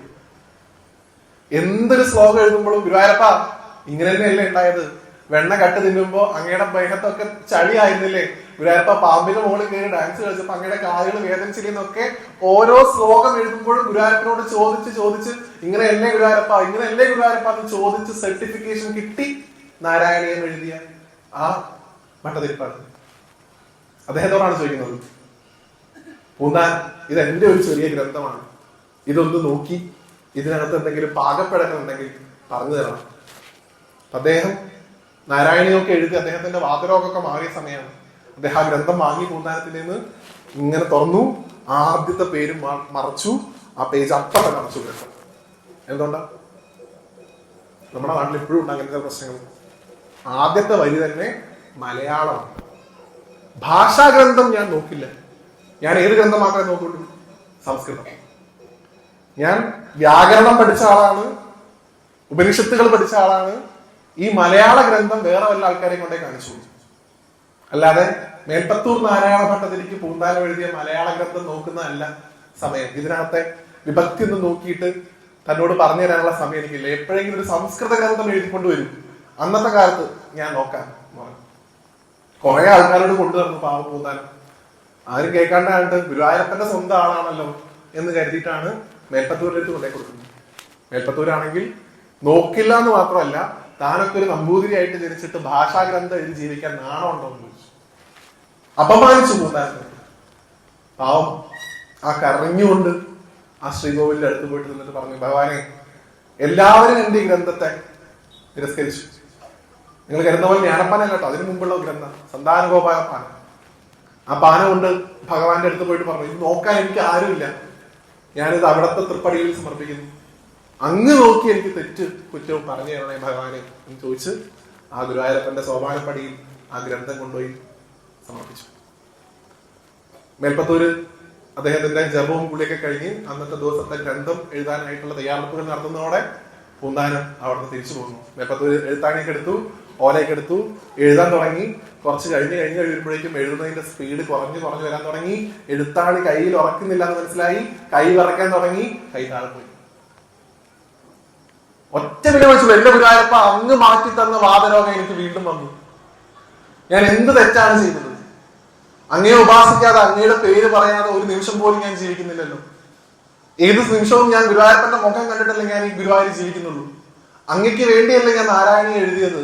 എന്നെ വീണ്ടും ഇങ്ങനെ വാതരോഗിയാക്കുന്നത് എന്തിനു വേണ്ടിയിട്ടാണ് എന്ന് ചോദിച്ചപ്പോൾ ഭഗവാൻ ഒറ്റ വൈകി ശ്രീകോവിലിൽ എന്ന് പറഞ്ഞു. ഒരേ ഒരു വരി, വളരെ പ്രസിദ്ധമാണ് ആ വരി. ഗുരുവായൂരൊക്കെ പല സ്ഥലത്തും എഴുതി വെച്ചിരിക്കുന്നത് നിങ്ങൾക്ക് കാണാൻ സാധിക്കും. എന്താണ്? മേൽപ്പത്തൂരിന്റെ വിഭക്തിയേക്കാൾ പൂന്താനത്തിന്റെ ഭക്തിയാണ് എനിക്കിഷ്ടം എന്ന് ഭഗവാൻ പറയുന്നത്. വിഭക്തി എന്ന് പറഞ്ഞു കഴിഞ്ഞാൽ grammar. I am not bothered about the grammar that you are given. നിങ്ങൾ തരുന്ന ഗ്രാമറും സംസ്കൃതം ഒക്കെ നിങ്ങളുടെ കാര്യം. എനിക്ക് വേണ്ടത് ഭക്തിയാണ്. പൂന്താനത്തിന്റെ ഭക്തിയാണ് നിങ്ങളുടെ വിഭക്തിയേക്കാൾ എനിക്ക് ഇഷ്ടം. പോയി പൂന്താനത്തോട് മാപ്പ് പറയൂ, എന്നോടല്ല. ഭഗവാൻ എപ്പോഴും അങ്ങനെയാണ്. ഭഗവാനോട് നിങ്ങൾ എന്തെങ്കിലും പോയി മാപ്പ് പറഞ്ഞ് സോപ്പിട്ട് കാര്യങ്ങൾ നേടാന്ന് വിചാരിച്ചാൽ നെവർ, അത് ഒരു സാധ്യതയില്ല. നിങ്ങൾ ആരെയാണോ വേദനിപ്പിച്ചത് അവരോട് പോയി പ്രായശ്ചിത്തം ചെയ്യണമെന്നാണ് ഗുരുവായൂരിലെ. അംബരീഷിന്റെ കഥ നിങ്ങൾക്ക് അറിയാലോ. ദുർവാസാവ് മഹർഷി പരീക്ഷിക്കാനായിട്ട് വന്നു അംബരീഷിനെ. ഏകാദശി നോക്കിക്കൊണ്ടിരിക്കുന്ന അംബരീഷിനെ പരീക്ഷിക്കാനായിട്ട് ദുർവാസാവ് വരുന്നു. ദുർവാസാവിനെ അപമാനിച്ചു എന്ന് പറഞ്ഞ് കള്ളക്കഥ ഉണ്ടാക്കി ജര എന്ന് പറയുന്ന ഒരു രാക്ഷസ സ്ത്രീയെ സൃഷ്ടിക്കുന്നു.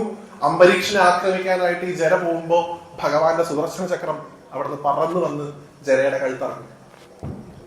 കഴുത്തറത്തിന്റെ സാധാരണ രീതിയിൽ സാധനം തിരിച്ച് ഭഗവാന്റെ അടുത്തേക്ക് പോവുക ചെയ്യാം. ഇപ്രാവശ്യം പോയില്ല, നേരെ ചെന്നു ദുർവാസാവിന്റെ അടുത്തേക്ക്. ചക്രം, കാലചക്രം ദുർവാസാവിന്റെ അടുത്തേക്ക് കടന്നു വരുന്ന കണ്ടിട്ട് എന്നെ കൊല്ലാൻ വരുന്നേ എന്ന് പറഞ്ഞ് 3 ലോകങ്ങളും കടന്ന് ഓടാൻ തുടങ്ങി ദുർവാസാവ്.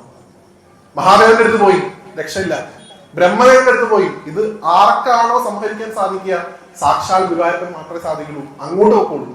വൈകുണ്ഠത്തിലേക്ക് പോയി ഗുരുവായൂരപ്പന്റെ കാലിൽ കിടന്ന് അപേക്ഷിച്ചു. ചക്രം പുറകിൽ ഇങ്ങനെ നിന്ന് കറങ്ങ്, എന്നെ രക്ഷിക്കണം, അങ്ങയുടെ ചക്രത്തെ പിൻവലിക്കണം, ഞാൻ അറിയാതെ ചെയ്തു പോയതാണ്. ഒരു രക്ഷയില്ല. പോയിട്ട് ആരുടെ കാലിടിക്കും? അംബരീഷന്റെ കാലിടിക്കും.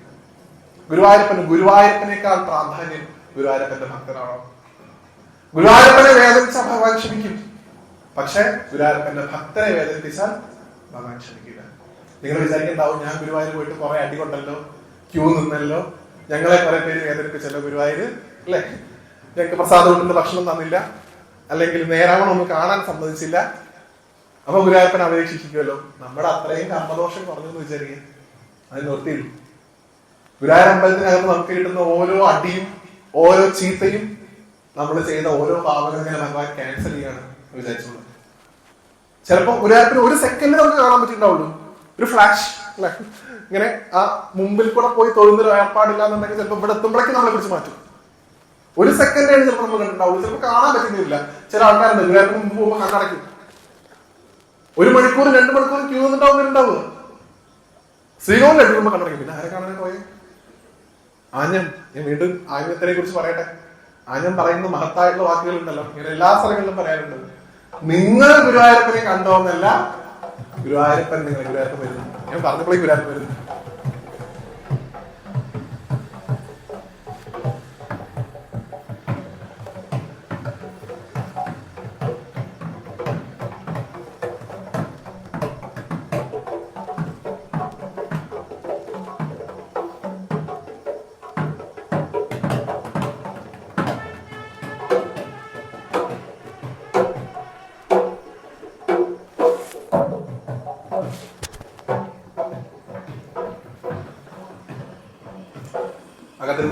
ചോദ്യം ഉണ്ടാവും, കുറച്ചു നേരത്തെ കേട്ട് പോവാം.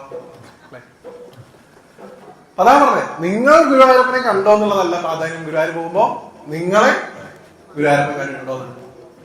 അതുകൊണ്ട് ഭക്തരെ അവഹേളിക്കുന്ന അഹങ്കാരം ഗുരുവായൂരപ്പനാണെങ്കിലും മഹാഗണപതിയാണെങ്കിലും വെച്ച് പൊറുപ്പിക്കില്ല. അതുകൊണ്ട് തന്നെ ബ്രഹ്മദേവന് അഹങ്കാരം ഉണ്ടായിരുന്നു. ചെറിയൊരു കുട്ടിക്ക് ഈ ശിവനെ ഒരു അടി അടിച്ചു എന്ന് പറയുന്ന പേരിൽ കേമത്തരം കാണിക്കുന്ന ഒരു കുട്ടിക്ക് ഞാൻ പോയിട്ട് ഉപദേശം നടത്തണം. എന്നാലും മഹാദേവനാണ് പറഞ്ഞിരിക്കുന്നത്, ചെയ്യാതിരിക്കാൻ സാധിക്കില്ല. അതുകൊണ്ട് പോയിട്ട് അങ്ങോട്ട് ഉപദേശിച്ചേക്കാം എന്ന് വിചാരിച്ച് ഡോ ഇവിടെ വായോന്ന് പറഞ്ഞു. ആരോടാ? മഹാഗണപതിയോട് അല്ലെ. അദ്ദേഹത്തോടാ പറഞ്ഞു ഇങ്ങോട്ട് വരും എന്നല്ല, ഡോ ഇങ്ങോട്ട് വരൂ. ഒരു ബഹുമാനമില്ലാതെ ഭഗവാൻ വിളിക്കുന്നത് നിങ്ങൾ കേട്ടിട്ടുണ്ടാവും. ഉപദേശം സ്വീകരിക്കുന്നതിന് മുമ്പായിട്ട് ചില രീതികളൊക്കെ ഉണ്ട്. ഭഗവാൻ ഇനി 2 പ്രശ്നം കൂടി ഉണ്ടോ? അത് കഴിഞ്ഞിട്ട് തുടങ്ങിയാൽ മതി. എന്നാലും ഇല്ല, രാമായണത്തില് രാവണന്റെ വധം ഒരു ഉപകഥ പറഞ്ഞു കേൾക്കാറുണ്ട്. രാവണന് ഭഗവാൻ ബ്രഹ്മാസ്ത്ര അയച്ച് അദ്ദേഹം മരിക്കാൻ കിടക്കുന്ന സമയത്ത് ലക്ഷ്മണനോട് രാമൻ പറയും, പോയി രാവണന്റെ ഉപദേശം സ്വീകരിച്ചിട്ട് വരും. അപ്പോ ലക്ഷ്മണനോട് ഏട്ടനിപ്പോ എന്താ പറ്റി? ഇയാളുടെ അടുത്താണ് ഏട്ടനെ കൂട്ടിക്കൊണ്ടുവരാൻ വേണ്ടിയിട്ട് ഇക്കണ്ട പരാക്രമം മൊത്തം കാണിച്ചു. എന്നിട്ട് ഇയാളോട് പോയിട്ട് എന്നോട് ഉപദേശം സ്വീകരിക്കാൻ പറയുന്നത്. എന്നാലും പറയുന്നത് ഏട്ടനാണ്, ഭഗവാനാണെന്നുള്ള ബോധം അനന്തന് ലക്ഷ്മണൻ ഉണ്ടായിരുന്നു. അപ്പൊ അതുകൊണ്ട് ഭഗവാൻ വരുന്നുണ്ട്. ഇവിടെ പോട്ടെ.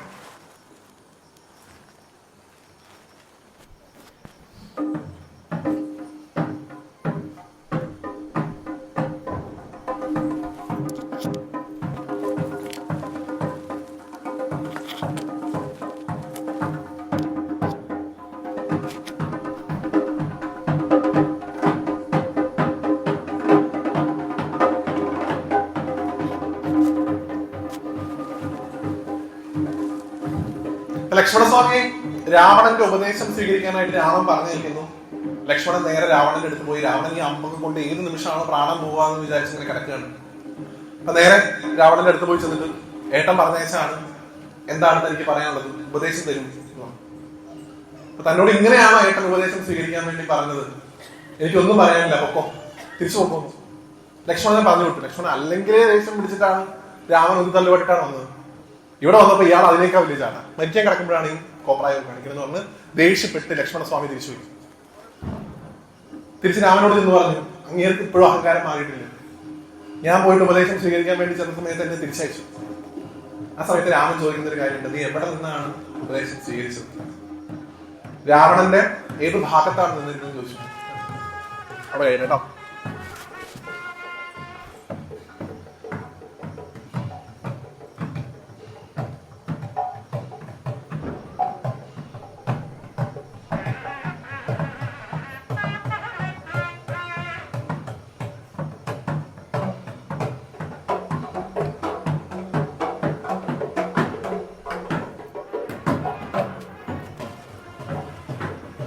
ലക്ഷ്മണൻ പറയുന്നുണ്ട്, ഞാൻ രാവണന്റെ അടുത്ത് പോയി നിന്ന് ഉപദേശം സ്വീകരിച്ചു.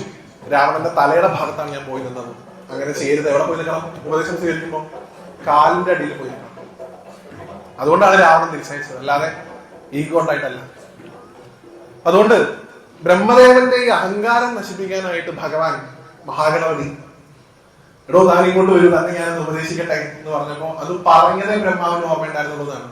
പിന്നെ ബ്രഹ്മാവിന്റെ ഒപ്പം വന്ന ആൾക്കാരൊക്കെ കാണുന്നത് ബ്രഹ്മാവിന്റെ താടിയുടെ കുറെ ഭാഗങ്ങളൊക്കെ ഇങ്ങനെ അപ്പൂപ്പൻ താടി പോലെ ഇങ്ങനെ പറഞ്ഞു നടക്കുന്നതാണ്. ഭഗവാൻ പിടിച്ച് വലിച്ചെറിഞ്ഞു. ഇതൂടായപ്പോ ഇനി കാര്യങ്ങൾ നടക്കില്ല. സാക്ഷാൽ ഗുരുവായൂരപ്പനെ സ്മരിച്ചു മഹാദേവൻ.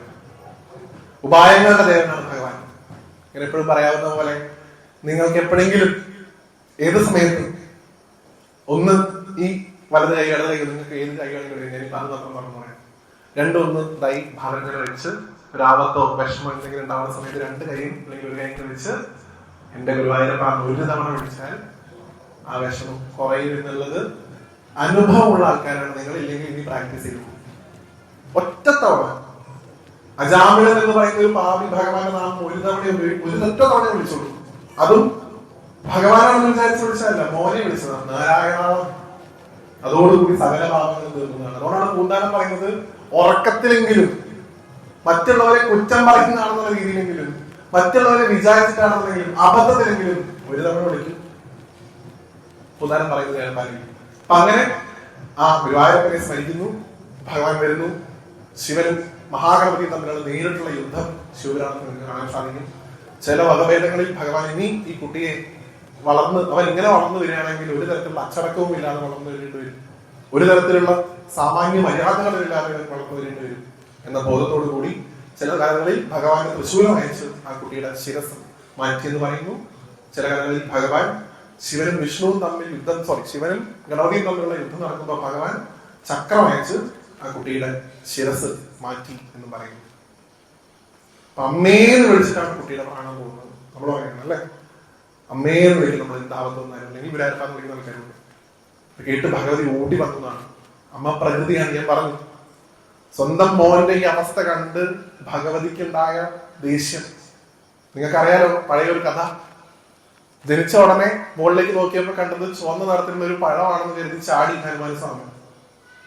വജ്രായുധം കൊണ്ട് പ്രഹരിച്ചു ഇന്ദ്രൻ സൂര്യനെ വിഴുങ്ങാൻ പോയപ്പോ കുട്ടി മരിച്ചു വീണു.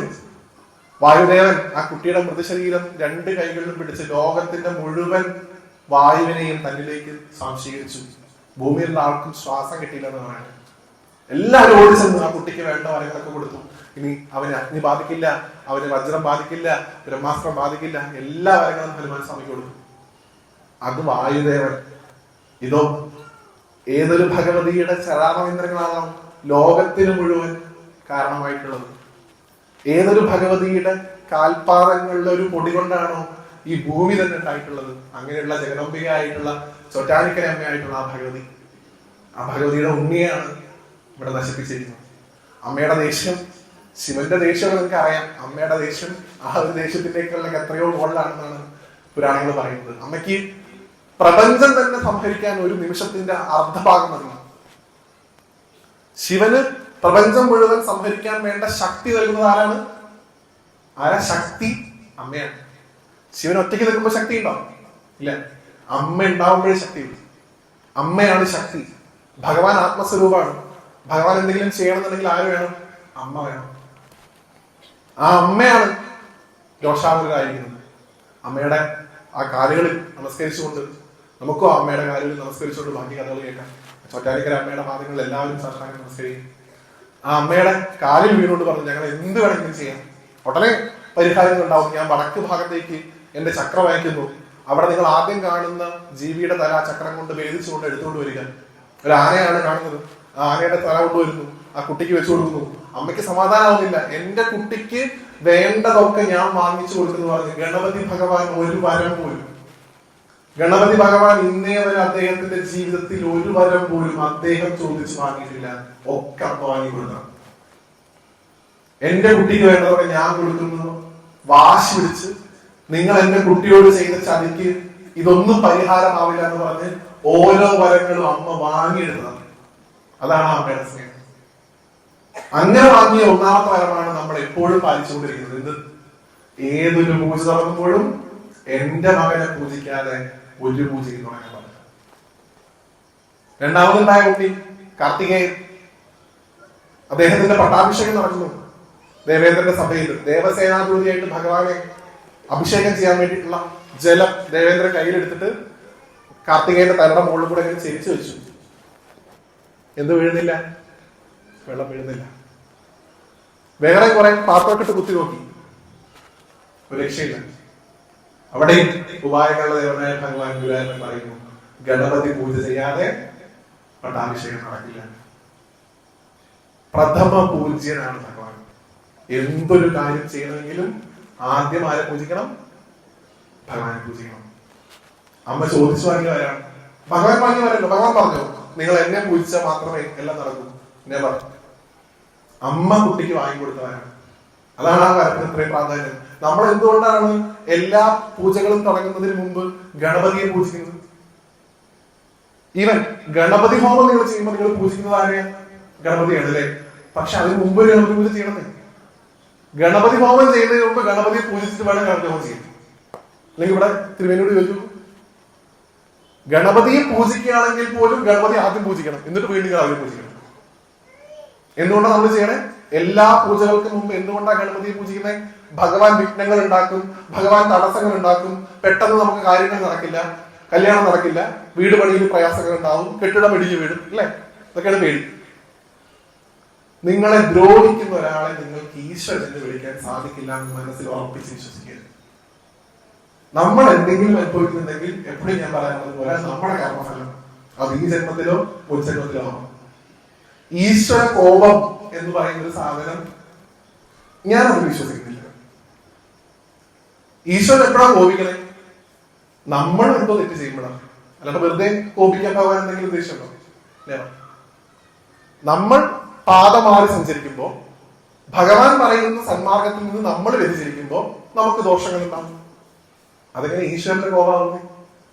ചില ആൾക്കാർ എനിക്കൊക്കെ മെസ്സേജ് അയക്കും, ചേട്ടാ ഞാൻ ഗുരുവായൂരപ്പന് പാൽപ്പായസം നേർന്നു, ഞാനത് കഴിക്കാൻ 2 മാസം ലേറ്റ് ആയി, ഞാൻ പരീക്ഷയെ തോറ്റു, ഗുരുവായൂരപ്പൻ എന്നോട് കോപിച്ചതാണോ?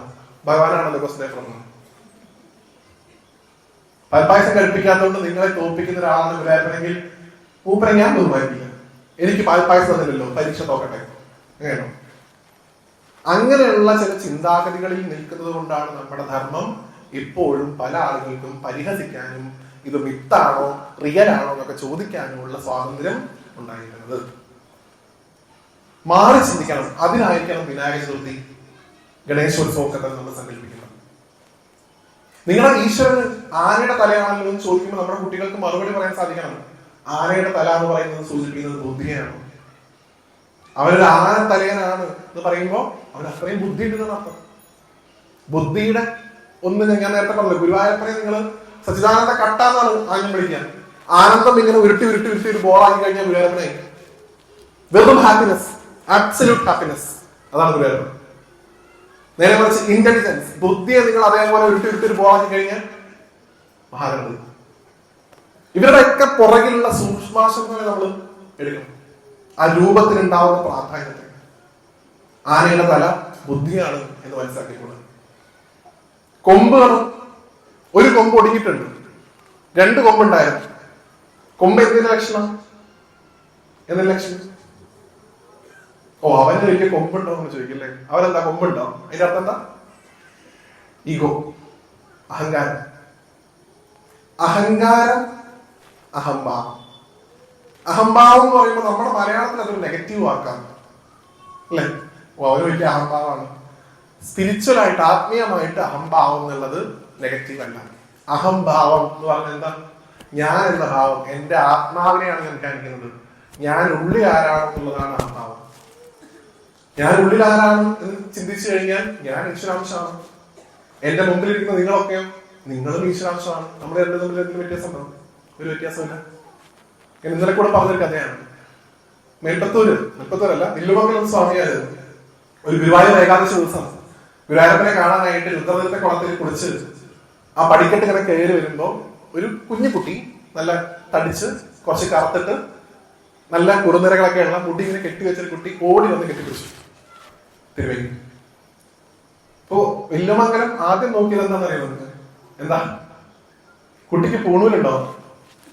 പൂണൂലില്ലെങ്കിൽ അശുദ്ധാണ്, അല്ലെ? വീണ്ടും പോയി കുടിച്ചു.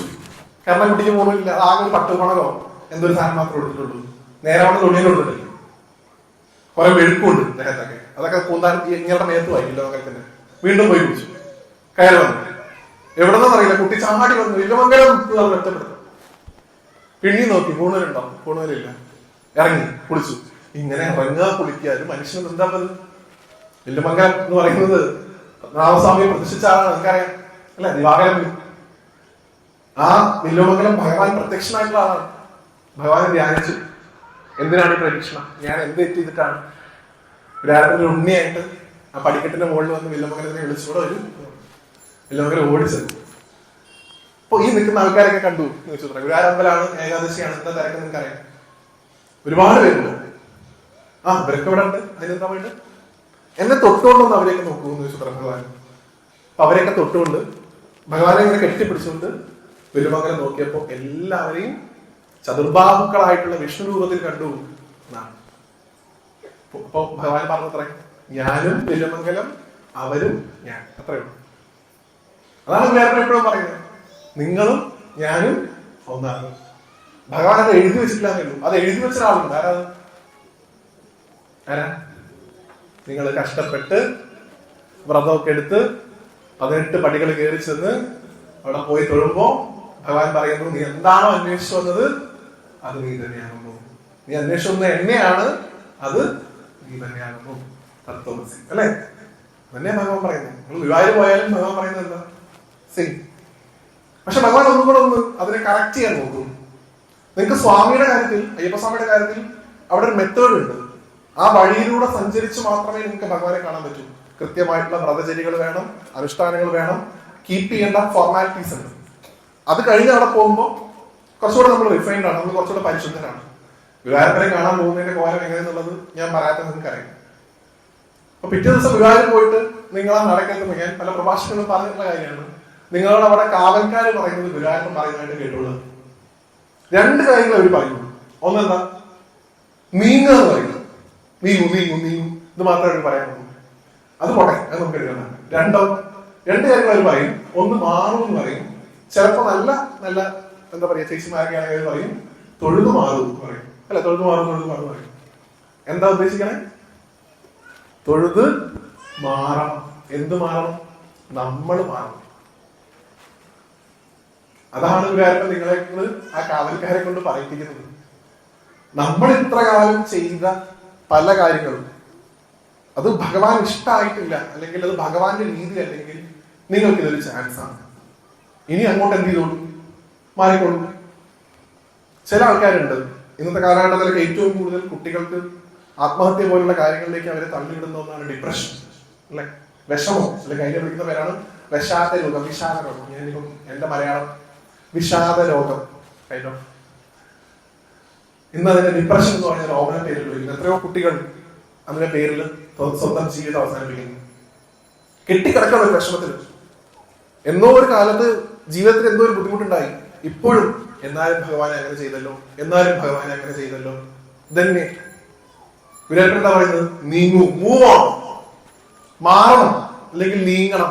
ഒരു സ്ഥലത്തും കെട്ടിക്കിടക്കരുത്.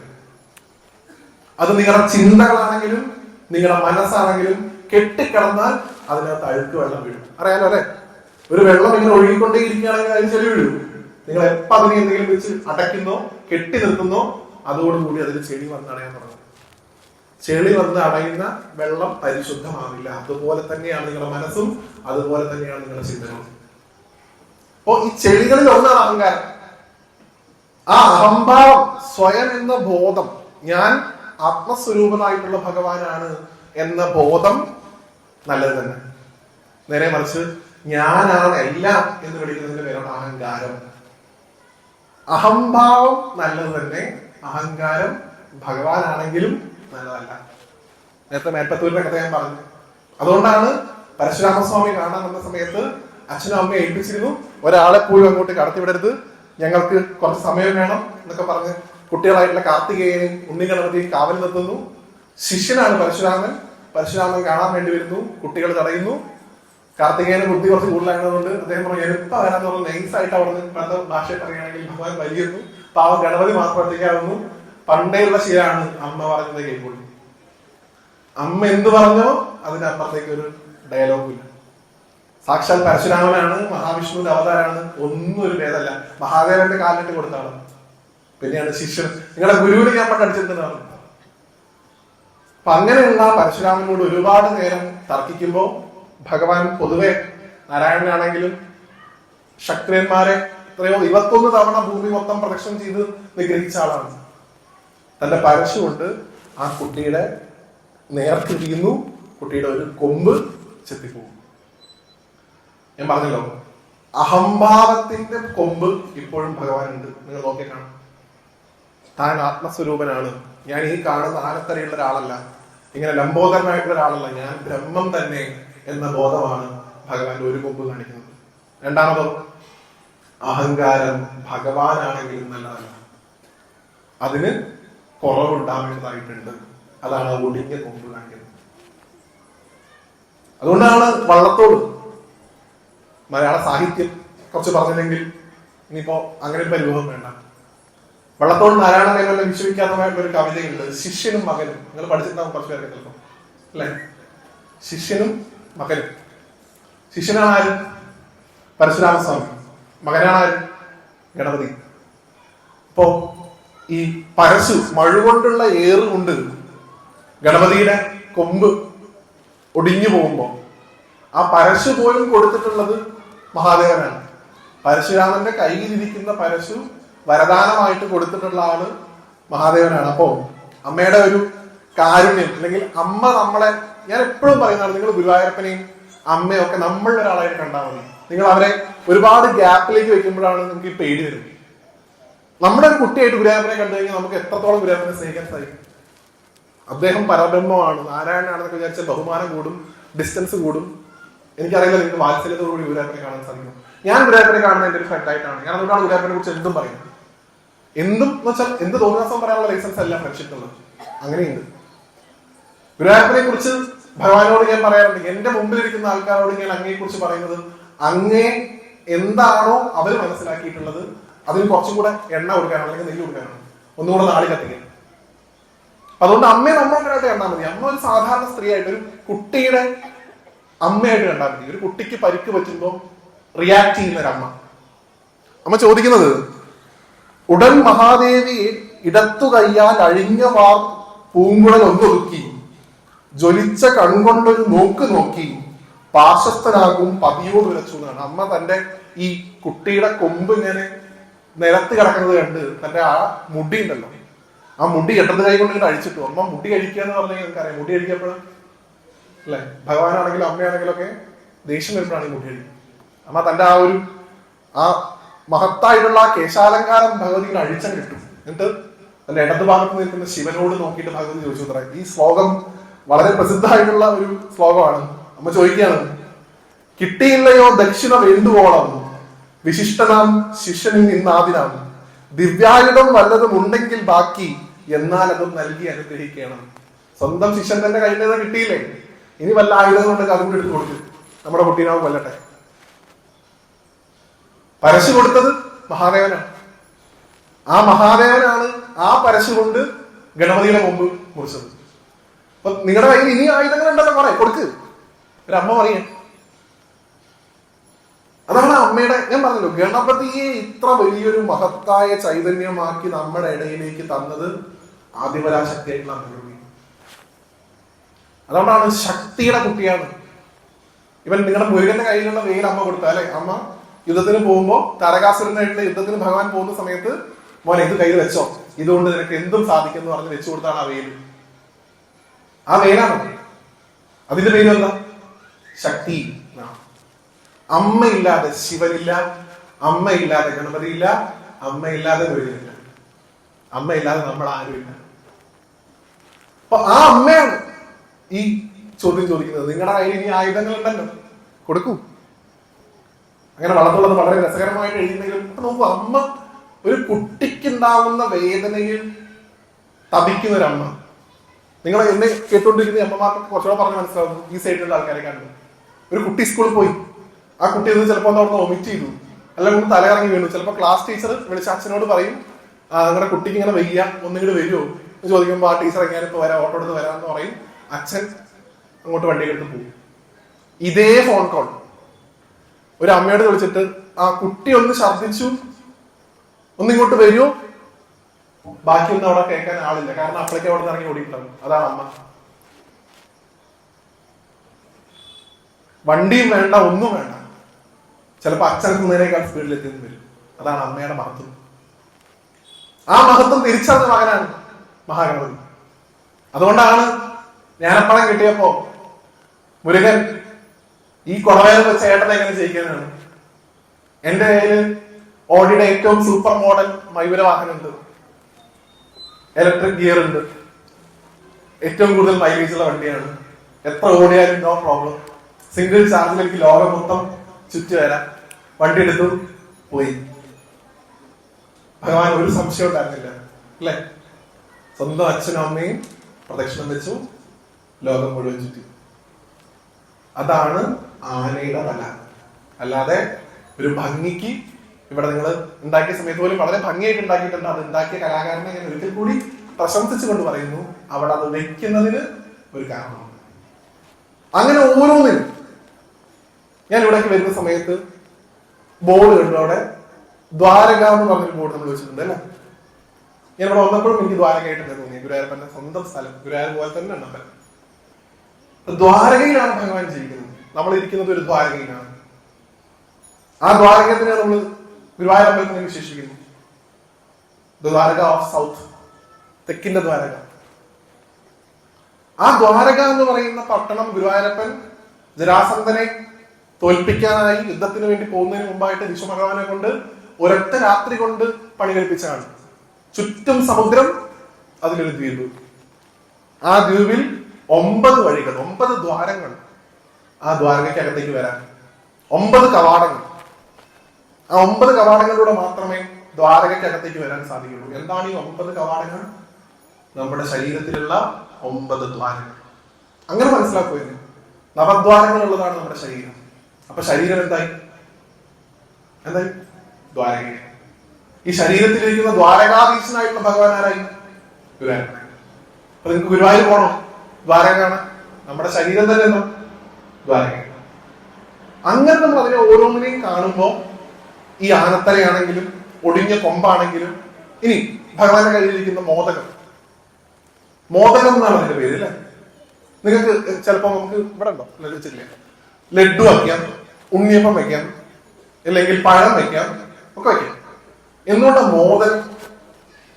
മോദകം എന്നാണ് അതിന്റെ പേര്. മോദകം എന്ന് പറഞ്ഞാൽ എന്താ? ആനന്ദത്തെ നൽകുന്നതെന്നാണ് അതിന്റെ അർത്ഥം. മോദം, ആനന്ദം ഉണ്ടാക്കുന്നത്. ആമോദത്തോടെ വസിക്കും കാലം പറയുന്നത് നമ്മള് കക്കരക്കടുത്ത. അപ്പൊ ആ മോദം, ആ ബ്രഹ്മാനന്ദമാണ് ഭഗവാൻ കയ്യിൽ വെച്ചിരിക്കുന്നത്. നിങ്ങൾ എന്നെ ഉപാസിച്ചാൽ നിങ്ങൾക്ക് എന്ത് കിട്ടും? മോദകം കിട്ടും. മോദകം കിട്ടും എന്ന് പറഞ്ഞാൽ എന്താ? മോദകം എന്ന് പറയുമ്പോൾ ആനന്ദം, തിരിച്ചറിവ്. ഞാനും ഭഗവാനും ഒന്നാണെന്നുള്ള തിരിച്ചറിവ്. ആ തിരിച്ചറിവ് ഉണ്ടാവാനാണ് ഭഗവാൻ ഈ മോദകം കയ്യിൽ വെച്ചത്. ആ മോദകത്തിന് ഒരു മോദകമാണ് ഭഗവാൻ ആർക്ക് കൊടുത്തിട്ടുള്ളത്? തന്റെ കാലിനടിയിൽ ഇരിക്കുന്ന ആ മൂഷികന്റെ കയ്യിൽ കൊടുത്തിട്ടുള്ളത്. എലി എന്ന് പറഞ്ഞു കഴിഞ്ഞാൽ ഭൂമിയുടെ ഏറ്റവും താഴെ തട്ടിൽ ജീവിക്കുന്ന ആളാണ് അല്ലെ. ഭൂമിയിൽ ഒരു മാളുണ്ടാക്കി അതിന്റെ ഉള്ളിൽ ജീവിക്കുന്ന ആളാണ് എലി. ഏറ്റവും താഴെയുള്ള ആളെ ഭഗവാൻ കൺസിഡർ ചെയ്യും. അതാണ് എലിയെ വാഹനമാക്കി വെച്ചു എന്നുള്ളത് ഉദ്ദേശിക്കുന്നത്. നിങ്ങൾ എത്ര താഴേക്കിടയിലുള്ള ആളായിക്കോട്ടെ, നിങ്ങൾ ഭഗവാന് പ്രിയപ്പെട്ടവരാണ്. ആ എലി എങ്ങനെ ഇരിക്കണം? ഇവിടെ നിങ്ങൾക്ക് ചിലപ്പോൾ ആ ഫോട്ടോ കാണാൻ സാധിക്കില്ല. നിങ്ങൾ മറ്റു ഫോട്ടോകളിലൊക്കെ നോക്കി നിങ്ങൾക്ക് കാണാൻ പറ്റും. ഗണപതി ഭഗവാന്റെ ചുറ്റും കുറേ പലഹാരങ്ങൾ വെച്ചിട്ടുണ്ടാവും അല്ലെ. തേങ്ങ വെച്ചിട്ടുണ്ടാവും, ലഡു വെച്ചിട്ടുണ്ടാവും, പഴം വെച്ചിട്ടുണ്ടാവും, ജിലേബി വെച്ചിട്ടുണ്ടാവും, അട വെച്ചിട്ടുണ്ടാവും, അപ്പം വെച്ചിട്ടുണ്ടാവും, ഇതെല്ലാം വെച്ചിട്ടുണ്ടാവും. ആ കാൽക്കൽ ഒരു എലി ഇരിക്കുന്നുണ്ടാവും. ആ എലിയുടെ കയ്യിൽ ഒരു മോദകം ഉണ്ടാവും. ആ എലി ആരെ മാത്രം നോക്കിക്കൊണ്ടിരിക്കുന്നുണ്ടാവും? ഭഗവാനെ മാത്രം നോക്കിക്കൊണ്ടിരിക്കുന്നുണ്ടാവും. എന്താ പഠിക്കണ്ടേ? ചുറ്റും ഇത്രയധികം പ്രലോഭനങ്ങൾ ഉണ്ട് അല്ലെ. എലി എന്ന് പറഞ്ഞു കഴിഞ്ഞാൽ അത് എവിടെയെങ്കിലും അടങ്ങിയിരിക്കുന്നതായിട്ട് കേട്ടിട്ടുണ്ടോ? ഒന്നെങ്കിൽ അങ്ങോട്ട് ഓടും, അല്ലെങ്കിൽ ഇങ്ങോട്ട് ഓടും. ചിലപ്പോൾ പേടിച്ചിട്ടാവും, ചിലപ്പോൾ വിഷമമുണ്ടാവും. ഒരു സ്ഥലത്ത് ഒതുങ്ങിയിരിക്കില്ല. എന്നാൽ അത് ഒതുങ്ങിയിരുന്ന ഒരു സ്ഥലമുണ്ട്. എവിടെയാ? സാക്ഷാൽ ഗണപതി ഭഗവാന്റെ പാദങ്ങളിൽ. ഭഗവാന്റെ പാദങ്ങളിലാണ് എലിയാകുന്ന നമ്മുടെ മനസ്സ് ഇരിക്കേണ്ടത്. അങ്ങനെ ഇരുന്ന് കഴിഞ്ഞാൽ ഭഗവാൻ നിങ്ങൾക്ക് എന്ത് വരും? മോദകം തരും. എപ്പോ മാത്രം? ചുറ്റുള്ള പ്രലോഭനങ്ങളിലൊന്നും നിങ്ങൾ വീഴരുത്. അവിടെ അപ്പുണ്ടാവും, അടയുണ്ടാവും, ജിലേബി ഉണ്ടാവും, ഒക്കെ ഉണ്ടാവും. ചിലപ്പോ ഇങ്ങനെ പോകുമ്പോ ഒന്ന് നമുക്കൊന്ന് ഫോറിൻ ടൂർ പോയിട്ട് വരാൻ തോന്നും. നല്ല തന്നെ പോയിട്ട് വരും. അല്ലെങ്കിൽ ഒന്ന് ചിലപ്പോ വേറെ വല്ല ദ്രാവകങ്ങൾ കിട്ടുന്ന ഷോപ്പുകൾ കാണും. ആ ഷോപ്പുകളിൽ ഒന്ന് കയറണം തോന്നും. ആ പ്രലോഭനങ്ങളൊക്കെ അതിജീവിച്ച് ഭഗവാനിൽ മാത്രം നിങ്ങൾ മനസ്സുറപ്പിച്ചാൽ നിങ്ങൾക്ക് മോദകം കിട്ടും. ആ ആനന്ദമാകുന്ന മോദകം നിങ്ങൾക്ക് കിട്ടും. ഗുരുവായൂരപ്പന്റെ ഏറ്റവും പ്രിയപ്പെട്ട ഉപാസകനായിട്ടുള്ള കാശി തമ്പുരാൻ എന്ന് പറഞ്ഞ ഒരാളായിരുന്നു. കൊച്ചി രാജവംശത്തിൽപ്പെട്ട ആളാണ് അദ്ദേഹം. കൊച്ചി രാജവംശത്തിലുള്ള അദ്ദേഹത്തിന്റെ മുഴുവൻ അധികാരങ്ങളും വേണ്ടാന്ന് വെച്ചിട്ട് അദ്ദേഹം ഗുരുവായൂർ താമസാക്കി. ഗുരുവായൂരപ്പനെ പ്രത്യക്ഷത്തിൽ കാണാൻ സാധിക്കുന്ന ആളായിരുന്നു. ഇപ്പൊ ഞാൻ ഇവിടെ ദാ നിൽക്കുന്നു ഗണപതിമാന്ന് പറഞ്ഞ് നിങ്ങൾ നോക്കുമ്പോൾ കാണാനുണ്ടോ? ഇല്ല. നേരെ മറിച്ച് ദാ നിൽക്കുന്ന ഗുരുവായൂരപ്പൻ എന്ന് പറഞ്ഞ് കാണിച്ചു കൊടുക്കാൻ കഴിവുള്ള ആചാര്യന്മാർ നമുക്കുണ്ടായിരുന്നു. ആംഗ്യത്തിലെ പോലെ ആംഗ്യം സപ്താഹം നടത്തുന്ന സമയത്ത് ഒറ്റടിക്ക് നമസ്കരിക്കത്ര പെട്ടെന്ന് ചാടി ഇറങ്ങി നമസ്കരിക്കും. നോക്കുന്ന ആൾക്കാരുടെ ഗുരുവായൂരപ്പനെ കാണാമെന്നാണ്. അങ്ങനെയുള്ള ആചാര്യന്മാർ വേണം നമുക്ക്. എനിക്ക് കാണാം. ഞാൻ നിങ്ങളോട് പറയാണ്, ഞാൻ ഇന്നലെ ഗുരുവായൂരപ്പനെ കണ്ടിരുന്നു. യുനോ ഗുരുവായൂരപ്പൻ വളരെ ഹാപ്പിയാണ്. നോ, അതുകൊണ്ട് കാര്യമില്ല. എനിക്ക് കാണാൻ സാധിക്കുന്നത് നിങ്ങൾക്ക് കാണിക്കാൻ എനിക്ക് സാധിക്കണം. അപ്പോഴാണ് ഞാൻ ആചാര്യനാണ്. അതുകൊണ്ടാണ് നാഗവേദനോട് വില്ലുമംഗലം പറയുന്നത്, ഇന്ന് രാത്രി ഗുരുവായൂരമ്പലത്തിന്റെ കൂത്തമ്പലം നിൽക്കുന്ന സ്ഥലത്ത് പോയാൽ ആരെ കാണാം? ഗുരുവായൂരപ്പനെ കാണാമെന്ന് മാനവേദനോട് വില്ലുമംഗലം പറയുന്നു. ഗുരുവായൂരപ്പനെ കാണാനുള്ള അതിയായുള്ള മോഹം കൊണ്ട് വില്ലുമംഗലത്തിന്റെ വാക്ക് കേട്ട മാനവേദ സാമൂതിരി രാജാവാണ്. ഗുരുവായൂരപ്പനെ കാണണം എന്ന് പറഞ്ഞ് കഷ്ടപ്പെടുത്തി വില്ലുമംഗലം പറഞ്ഞു, ഇന്ന് രാത്രി പോയാൽ കാണാം. എങ്ങനെയൊക്കെയോ സമയം കളഞ്ഞ് രാത്രിയാക്കി ആ കൂവളമരത്തിന്റെ അവിടെ ഭാഗത്ത്, അന്ന് കൂതമ്പലുള്ള സ്ഥലമാണ്, അങ്ങോട്ട് ചെന്നു. അവിടെ ഗുരുവായൂരപ്പന്റെ മനോഹരമായിട്ടുള്ള രൂപം കണ്ടു. ഞാൻ നേരത്തെ പറഞ്ഞല്ലോ, ഭഗവാനെ കണ്ടു കഴിഞ്ഞാല് നമുക്ക് പിന്നെ ഈ ശരീരത്തിൽ നിൽക്കാൻ തോന്നില്ല എന്ന് പറയാം. കാരണം നമ്മുടെ ഈ അകത്തിരിക്കുന്നതിനെ നമ്മൾ പുറത്ത് കാണുന്നത് അല്ലെ. ഞാൻ എന്താണോ ഞാൻ അവിടെ കാണുന്നു, ഇനി എനിക്ക് ഇതിന്റെ ആവശ്യമില്ല, ഇനി അത് മതി എന്ന് പറഞ്ഞ് നമ്മൾ ഓടിച്ചു. മാനവേദന അതാ ചെയ്തത്. ഗുരുവായൂരപ്പനെ കണ്ട ഉടനെ ഒന്നും വേണ്ട എന്ന് പറഞ്ഞ് ഓടിച്ചെന്നു. ഭഗവാൻ അപ്രദക്ഷനായി. അശരീരി കേട്ടു. എന്ന് പറഞ്ഞു, കാണണമെന്നേ വില്ലുമംഗലം പറഞ്ഞിട്ടുള്ളൂ, തൊടാൻ പറഞ്ഞിട്ടില്ല. തൊടണമെങ്കിൽ സെപ്പറേറ്റ് ആയിട്ട് പറയണം. അപ്പൊ ഭഗവാനോട് ചോദിക്കുമ്പോ ഡീറ്റെയിൽ ആയിട്ട് ചോദിച്ചോളൂ. വീട് വേണമെന്ന് പറഞ്ഞാൽ ഗുരുവായൂരപ്പൻ വീട് തരും.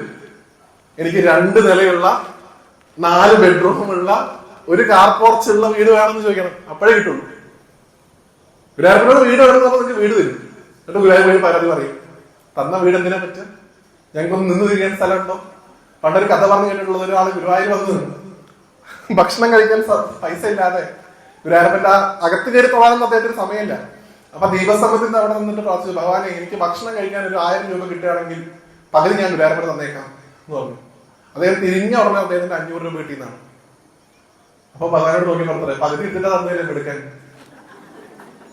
അപ്പൊ അതുകൊണ്ട് ആ രീതിയിലാണ് നമ്മൾ ചിന്തിക്കണേ. അങ്ങനെ ചിന്തിച്ചാൽ ഭഗവാൻ എപ്പോഴും നമുക്ക് ശ്രീകോവിലിൽ അകത്തിരിക്കുന്ന ഒരാളായിട്ട് മാറും. ഗണപതിവാനും അങ്ങനെ ആയിട്ട് മാറും. അങ്ങനെ പാടില്ല. നമുക്ക് നമ്മളിലുള്ള ഒരാളായിട്ട് ഇവരൊക്കെ കാണും, നമ്മുടെ അകത്തിരിക്കുന്ന ചൈതന്യം. അതുകൊണ്ട് നമ്മൾ ഒരാളെ കാണുമ്പോൾ നമസ്കാരം എന്ന് പറയുന്നത് നമ്മുടെ ധർമ്മത്തിന്റെ ശീലമാണ് അല്ലെ. നമസ്തേ എന്ന് പറയുന്നത് നമ്മുടെ ധർമ്മത്തിന്റെ ശീലമാണ്. എന്താ ഉദ്ദേശിക്കുന്നത്? അല്ലെങ്കിൽ ചില ആൾക്കാർ പറയും ഓം നമ ശിവായ അല്ലെങ്കിൽ ഹരി ഓം എന്നൊക്കെ പറയും. നിങ്ങളുടെ ഉള്ളിലുള്ള ചൈതന്യത്തെ ഞാൻ നമസ്കരിക്കുന്നു എന്നേ അതിന് അർത്ഥമുള്ളൂ. നല്ലൊരു കാര്യമില്ലേ അത്? അതിനെന്താ പ്രശ്നം? അത്രേ ഉള്ളൂ അതിനർത്ഥം. നിങ്ങളുടെ ഉള്ളിലുള്ള ചൈതന്യത്തെ ഞാൻ നമസ്കരിക്കുന്നു. രാമായണത്തില് ഞാൻ പറയുന്നതല്ല, നിങ്ങൾ രാമായണം വായിച്ചു നോക്കി നിങ്ങൾക്ക് മനസ്സിലാവും. രാമനും രാവണനും തമ്മിലുള്ള വലിയൊരു സാമ്യമുണ്ട്. എന്താ? രാമനും രാവണനും തുല്യരായി നിൽക്കുന്ന ഒറ്റ ഘടകമേ ഉള്ളൂ. ഏതാ? ശിവഭക്തി, ശിവനോടുള്ള ഭക്തി. ലോകം കണ്ടതിൽ വെച്ചിട്ട് ഏറ്റവും വലിയ ശിവന്റെ ഭക്തന്റെ പേര് പറഞ്ഞാൽ ഒന്നാമത് രാവണൻ, രണ്ടാമതേ ഉള്ളൂ രാമൻ. നിങ്ങൾക്കറിയാലേ താണ്ഡവ സ്തോത്രമൊക്കെ ആരെഴുതിയതാ? രാവണൻ. ആ കൈലാസം എടുത്ത് പൊക്കാൻ നോക്കിയപ്പോ ഭഗവാൻ ആ പെരുവിരലൊന്ന് അമർത്തിയങ്ങട്ട് ചവിട്ടി, കൈ ചതഞ്ഞു പോയി. ആ ചതഞ്ഞ കൈയിനെ വീണയാക്കിയിട്ട് ഭഗവാന്റെ താണ്ഡവത്തെ കുറിച്ച് പാടി. പാടി കഴിഞ്ഞാൽ അബദ്ധം. അങ്ങനെയുള്ള രാവണൻ. രാമേശ്വരം എന്ന് പറയുന്ന ഒരു ക്ഷേത്രമുണ്ട്. ആര് പ്രതിഷ്ഠിച്ച? സാക്ഷാൽ ശ്രീരാമൻ. ആരെ പ്രതിഷ്ഠിച്ചേ? ഭഗവാൻ മഹാദേവനെ. രണ്ടുപേരും ശിവഭക്തരാണ്. രാവിലെ എല്ലാ ദിവസവും യുദ്ധത്തിന് വേണ്ടി രണ്ടുപേരും രാവിലെ വരും, അഭിമുഖമായിട്ട് നിൽക്കും, വില്ലും അമ്പും ഒക്കെ താഴെ വയ്ക്കും. രാവണനും രാമനും പരസ്പരം തൊഴും. എന്നിട്ട് പറയത്രേ ഓം നമ ശിവായ, നിന്നിലുള്ള ശിവനെ ഞാൻ നമിക്കുന്നു. ആരാ പറയണേ? രാമൻ, സാക്ഷാൽ ഗുരുവായൂരപ്പൻ. ആരോടാ പറയണേ? രാവണനോട്. അതാണ് നമ്മൾ യഥാർത്ഥത്തിൽ മനസ്സിലാക്കേണ്ടത്. നമ്മൾ ഒരാളെ എങ്ങനെയാണോ വില്ലുമംഗലത്തിന് ഗുരുവായൂരപ്പൻ എല്ലാവരെയും ചതുർഭാഗങ്ങളായിട്ട് കാണിച്ചു കൊടുക്കുന്നത്, എങ്ങനെയാണോ യശോദ തന്റെ സ്വന്തം കുട്ടിയാണ് എന്ന് പറഞ്ഞ് ഗോപികമാരോട് എല്ലാവരോടും തല്ലുകൂടുന്നത്, ഇവൻ ഗോപികമാർ തന്നെ പല സമയത്തും പറയുന്നത് എനിക്കറിയാം നീ യശോദയുടെ കുട്ടിയല്ല, ഞങ്ങളുടെ ഉള്ളിൽ തന്നെയുള്ള ചൈതന്യമാണ്. രാസക്രീഡ എന്ന് പറയുന്ന രംഗത്ത് ഭഗവാൻ പെട്ടെന്ന് മറന്നു കളയുമ്പോ ഗോപികമാര് പാടുന്ന പാട്ടുണ്ട്, ഗോപികാ ഗീതം എന്ന് പറയുന്ന വളരെ പ്രശസ്തമായിട്ടുള്ള ഭാഗമുണ്ട് ഭാഗവതത്തിൽ. കൃത്യമായിട്ട് ഗോപികമാര് പറയുന്നു, നഖത് ഗോപിക നന്ദനോ ഭഗവാൻ അഖിലദേഹിന മന്ദരാത്മതൃ. ഭഗവാനെ, ഞങ്ങൾ നിന്നെ പ്രേമിക്കുന്നത് കണ്ടിട്ട് ഞങ്ങളൊരു പാവം ഈ ഗോപസ്ത്രീകൾ കൃഷ്ണൻ എന്ന് പറയുന്ന പോലെ എന്താ, ഞാൻ നിന്നെ ഒരുപാട് സ്നേഹിക്കുന്നുണ്ട് കൃഷ്ണ. ഇൻസ്റ്റാഗ്രാമിലെ റീലൊക്കെ ഭയങ്കര വൈറലാണ്. ബൻസായിക്ക് വേണ്ടി ഞാൻ ഒരുപാട് സഹായങ്ങൾ ചെയ്തിട്ടുണ്ട് രാധേ. ആ കൃഷ്ണനല്ല ഞങ്ങൾ സ്നേഹിക്കുന്നത്, യശോദയുടെ കുട്ടിയായിട്ടുള്ള ആ കൃഷ്ണനേ അല്ല. പിന്നെയോ അഖില ദേഹിനാം അന്തരാത്മതൃ, എല്ലാവരുടെയും ഉള്ളിലുള്ള അന്തരാത്മാവായിട്ടുള്ള കൃഷ്ണനെയാണ് ഞങ്ങൾ സ്നേഹിക്കുന്നത്. അതാണ് ഗോപിമാരുടെ ഭക്തി. അതുകൊണ്ടാണ് ഞാൻ എല്ലാ സ്ഥലത്തും ഗോപിമാരെ കോട്ട് ചെയ്യാറുള്ളത്. അങ്ങനെയുള്ള ഗോപിമാരെ കാണാനായിട്ടാണ് ഗുരുവായൂരപ്പൻ ഉദ്ധവരെ പറഞ്ഞിരിക്കുന്നത്. ഉദ്ധവർക്ക് തോന്നലുണ്ടായിരുന്നു, ഞാനാണ് ഏറ്റവും വലിയ ഭക്തൻ, എന്നേക്കാൾ വലിയൊരു ഭക്തൻ വേറെ ഇല്ല, ഗുരുവായൂരപ്പന് ഏറ്റവും പ്രിയപ്പെട്ട ആള് ഞാനാണ്. ആ തോന്നൽ വെച്ചിട്ടാണ് ഉദ്ധവര് വൃന്ദാവനത്തിൽ പോകുന്നത്. ഗോപിമാരുടെ ഭക്തി കണ്ടിട്ട് അവരുടെ കാലിനടിയിലുള്ള മണ്ണെടുത്ത് ഉദ്ധവർ തലയിലിട്ടിട്ട് പറഞ്ഞു, വന്ദേ നന്ദപദ സ്ത്രീനാം പാദരേണു അഭീഷ്ണജം, നിങ്ങളുടെ കാലിനടിയിലുള്ള ഈ പൂഴി മണ്ണ് കൊണ്ട് ഞാൻ പരിശുദ്ധനായി എന്നാണ് ഉദ്ധവര് പറഞ്ഞത്. അപ്പൊ ഒക്കെ നമ്മൾ തിരിച്ചറിയും, ആത്മവിചാരം ചെയ്യാം. അല്ലെങ്കിൽ ഞാൻ നേരത്തെ പറഞ്ഞ പോലെ അഹംഭാവത്തെ, നമ്മുടെ ഉള്ളിലുള്ള ഭാവത്തെ കുറിച്ച് നിങ്ങൾ ചിന്തിക്കാൻ വേണ്ടി നമുക്ക് തന്നിട്ടുള്ള ഒരു രൂപമാണ് ഇരിക്കുന്നത്. ഈ രൂപം തന്നെയാണ് ഗുരുവായൂരപ്പന്റെ രൂപമായിട്ട് നമ്മൾ കാണുന്നത്. ഇത്ര വ്യത്യാസമുണ്ട്. ഗുരുവായൂരപ്പൻ കുഞ്ഞു കുട്ടിയായിരിക്കുമ്പോൾ ഇത്രയൊക്കെ തടിയിട്ടുണ്ടായിരുന്നു.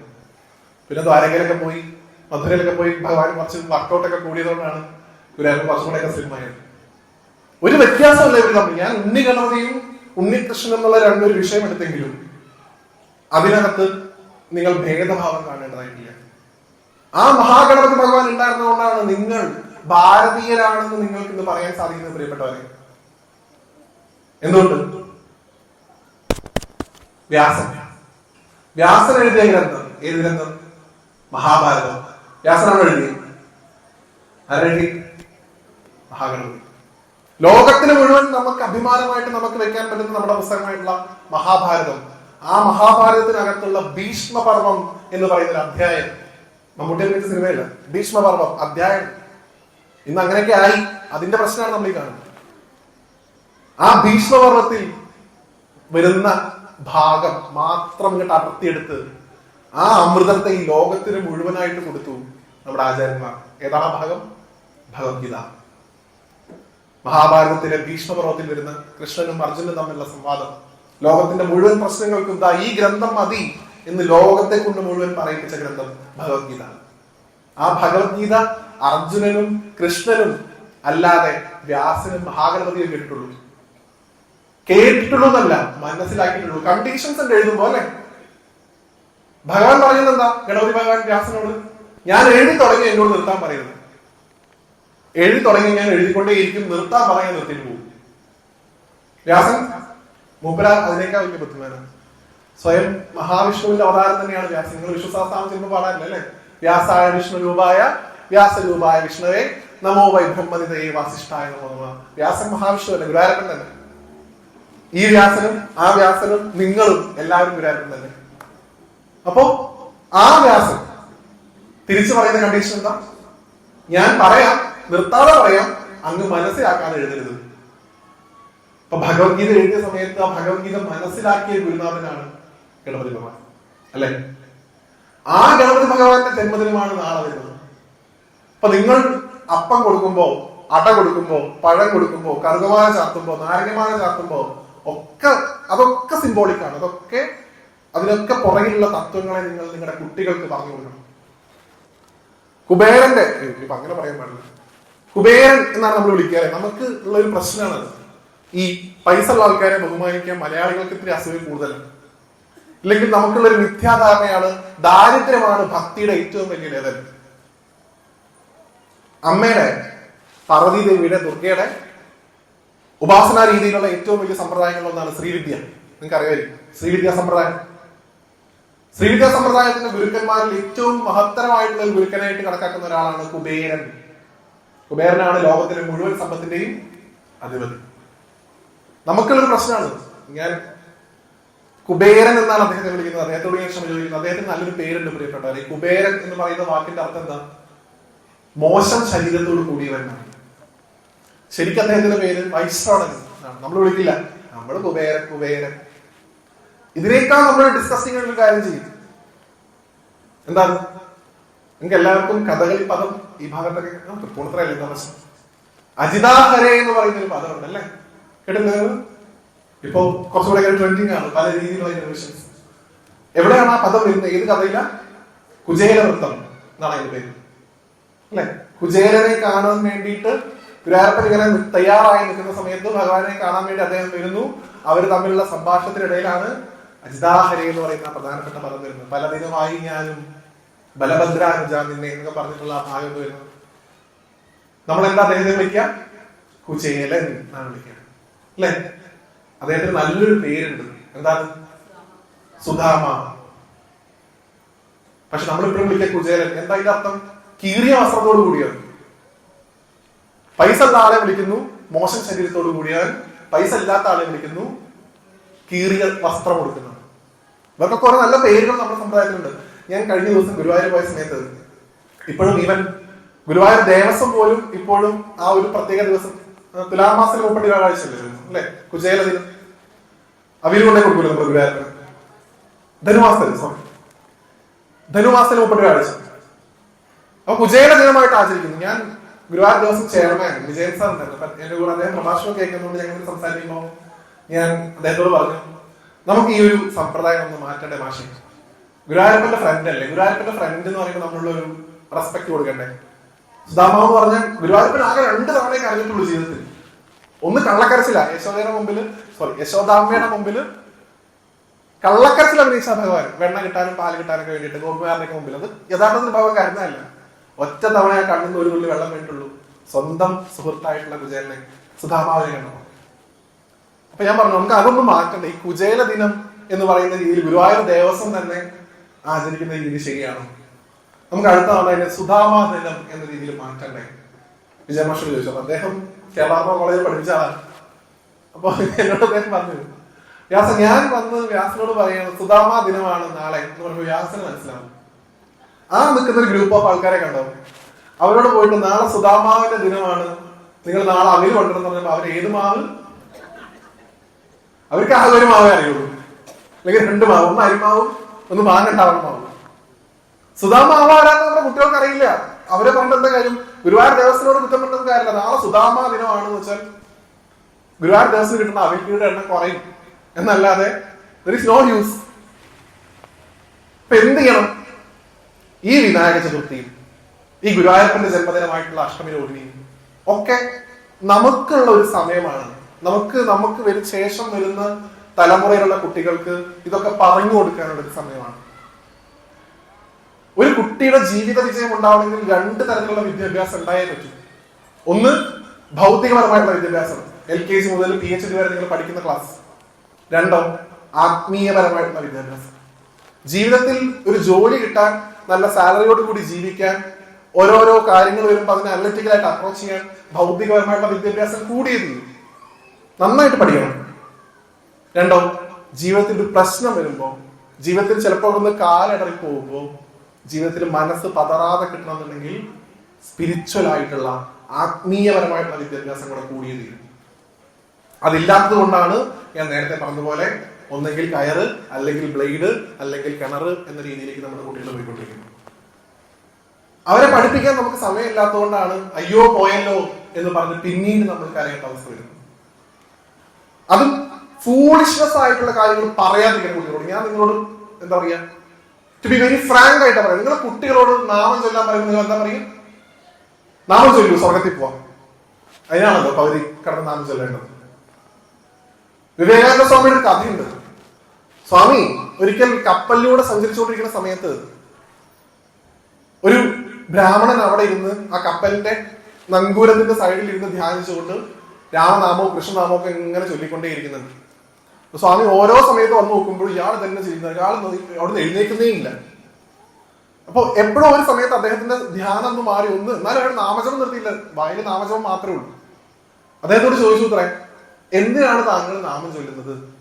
കപ്പലിൽ ഇങ്ങനെ യാത്ര ചെയ്യുക കടലിൽ. അപ്പൊ സ്വാമിയോട് ആ ബ്രാഹ്മണൻ പറഞ്ഞത്രേ, നാമം ചൊല്ലിയാൽ എനിക്ക് പുണ്യം കിട്ടും, സ്വർഗത്തിൽ പോയി കഴിഞ്ഞാൽ എനിക്ക് എല്ലാവിധ സുഖ സൗകര്യങ്ങളും കിട്ടും, സ്വർഗത്തിൽ പോകാനാണ് ഞാൻ നാമം ചൊല്ലുന്നത്.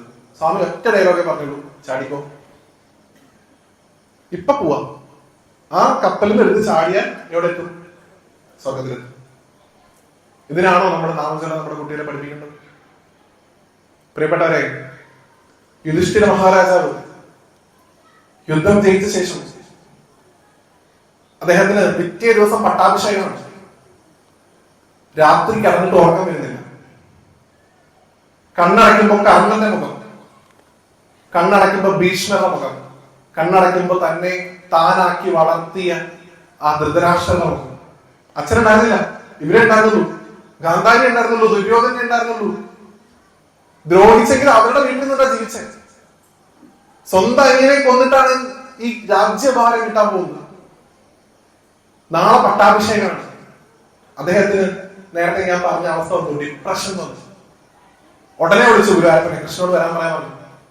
രാത്രി ഓടിപ്പടച്ചു വന്നു. രാത്രി ഫോൺ വിളി വരുമ്പോൾ നമുക്ക് പേടിയാണ് അല്ലെ, അടുത്തുള്ള ആൾക്കാരെ വിളിക്കുമ്പോൾ ഭഗവാൻ ഓടിച്ചു ചോദിച്ചു എന്താണ് പ്രശ്നം. കൃഷ്ണ, എന്റെ മുമ്പിൽ 2 വഴിയുള്ളൂ. എനിക്ക് ഈ രാജ്യം വേണ്ട.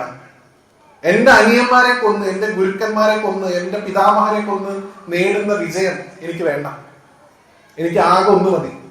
ഒന്നെങ്കിൽ നിങ്ങൾ എന്നോട് ഈ രാജ്യഭാരം ഏൽക്കാതെ എന്നെ നാട് വിട്ടു പോകാൻ സമ്മതിക്കണം, ഞാൻ ഒളിച്ചോളൂ, അല്ലെങ്കിൽ ഞാൻ ആത്മഹത്യ ചെയ്യും. ഈ 2 ഓപ്ഷൻ എനിക്കുള്ളൂ. ഏത് വേണമെന്നുള്ളത് തീരുമാനിക്കാനാണ് ഞങ്ങൾ ലഭിച്ചത്. ഈ യുദ്ധമൊക്കെ ജയിപ്പിച്ച് ഞങ്ങൾ ഇത്ര ആക്കിയ ആളല്ലേ, എന്താ ചെയ്യേണ്ടതെന്ന് പറഞ്ഞിരുന്നു. ഭഗവാനോടാ ചോദിക്കുന്നത്. ആരോട്?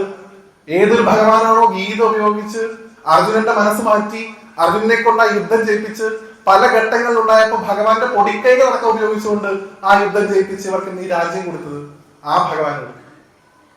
യുധിഷ്ഠിരൻ ചോദിക്കണം, എനിക്ക് രാജ്യം വേണ്ട, എനിക്ക് വിഷാദ രോഗം വന്നിരിക്കുന്നു, ഒന്നെങ്കിൽ ആത്മഹത്യ അല്ലെങ്കിൽ ഒളിച്ചോട്ടം. ഭൗതികപരമായിട്ടുള്ള ദ്രോണർ അഭ്യസിച്ച വിദ്യാഭ്യാസം എവിടെയാണ് യുധിഷ്ഠിര രാജാവിനെ സഹായിച്ചത്? കൃഷ്ണൻ അദ്ദേഹം മഹാത്മാവായതുകൊണ്ട് അദ്ദേഹത്തിന് അറിയാൻ എന്താ ചെയ്യേണ്ടതെന്നുള്ളത്.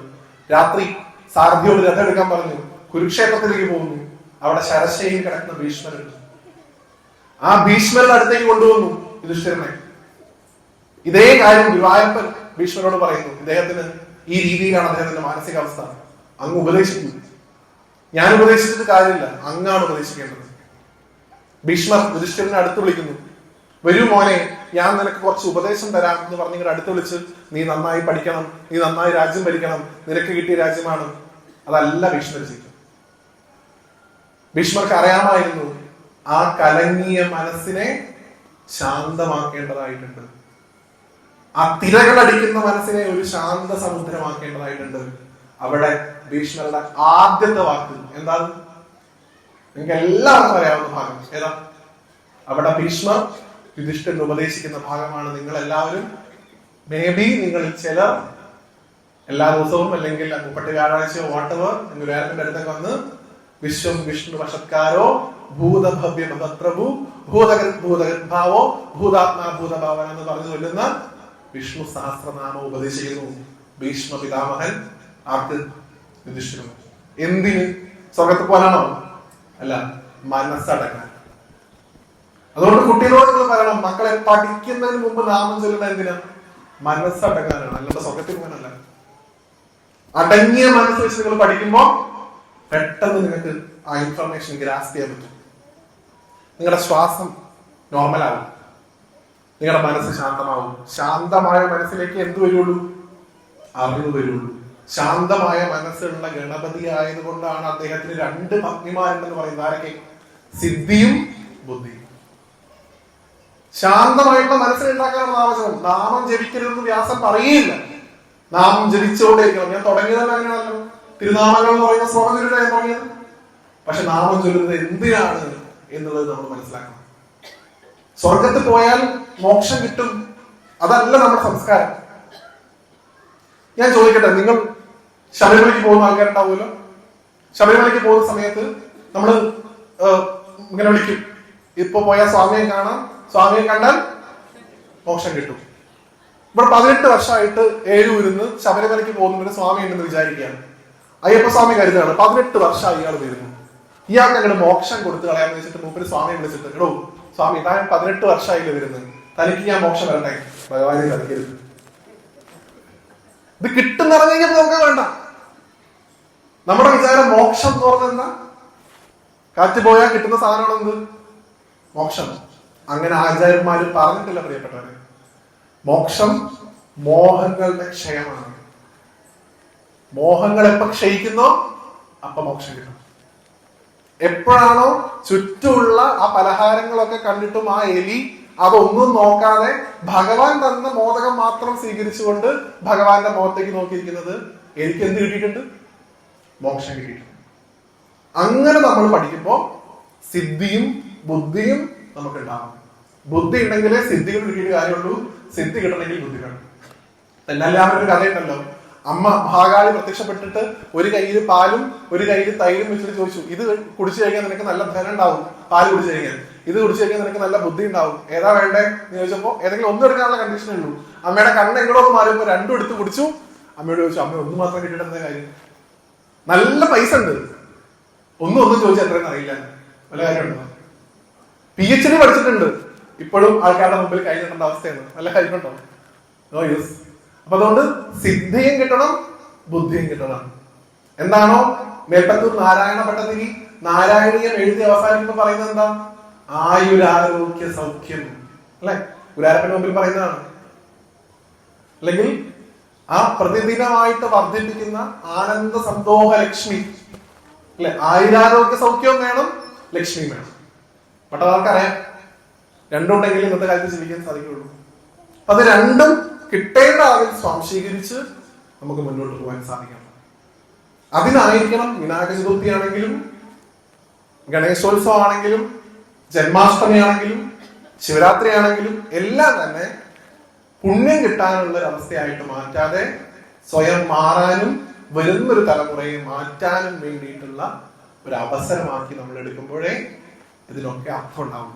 ഇല്ലെങ്കിൽ നമ്മളിവിടെ കൂട്ടം കൂടിയിരിക്കും, ഹരേ രാമ ഹരേ കൃഷ്ണ എന്ന് പാടും, പ്രസാദം കിട്ടും, പോവും. അതല്ല യഥാർത്ഥത്തിൽ ചെയ്യേണ്ടത്. നിങ്ങൾക്ക് ഗണങ്ങളുടെ പതിയാണ് ഭഗവാൻ അല്ലെ. നല്ലൊരു ഗണം ഇവിടെ ഉണ്ട്, നല്ലൊരു സമൂഹമുണ്ട് ഇവിടെ, ഒരു കൂട്ടായ്മയുണ്ട്. ആ കൂട്ടായ്മയ്ക്ക് ഒരു പതി വേണം. ആ പതി ഉണ്ടെങ്കിലാണ് എല്ലാ കാര്യങ്ങളും തടസ്സമില്ലാതെ നടക്കുള്ളൂ. ആ പതിയെ സ്മരിച്ചാലേ തടസ്സങ്ങൾ ഇല്ലാതാവുള്ളൂ.